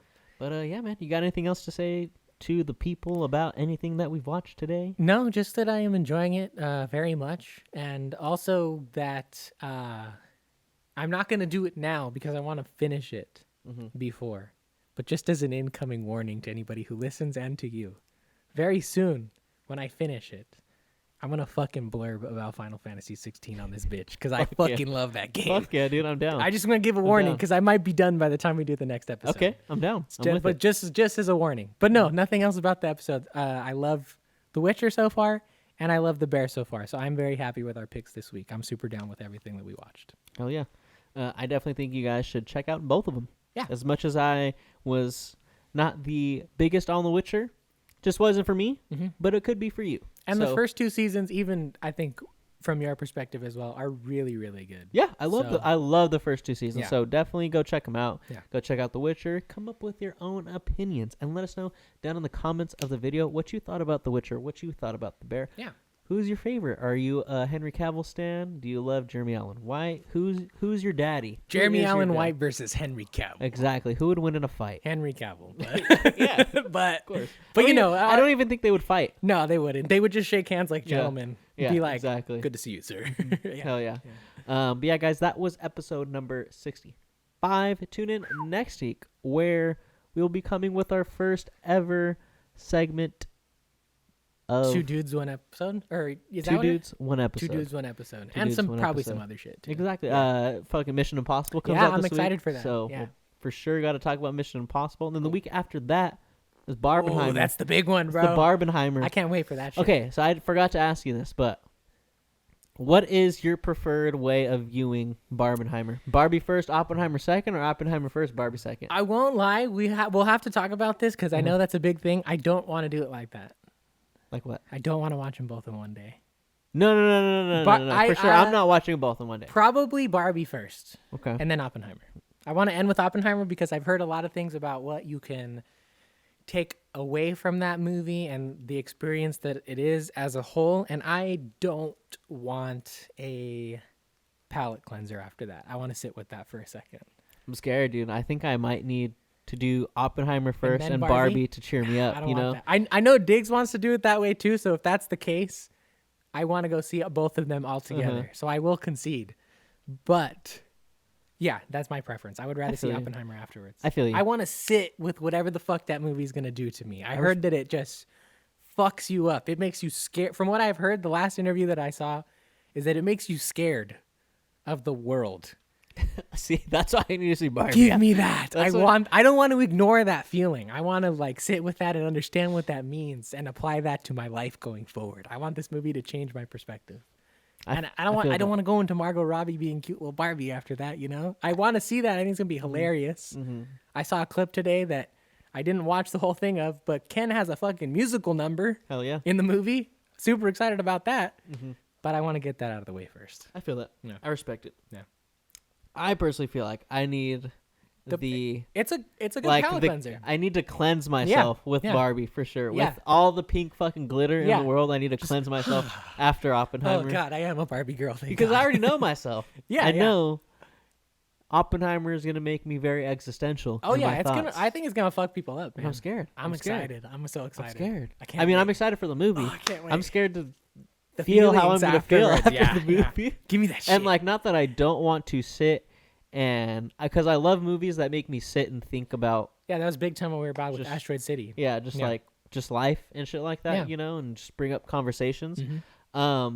This one's scary for me. So it seems very intense. That is gonna lift my spirits up at least a little bit afterwards. Yeah. I feel that as well. I need a spirit bomb after fucking. There you go. Yeah, for sure. Yeah. The spirit bomb is the nuke, bro. What are you talking about?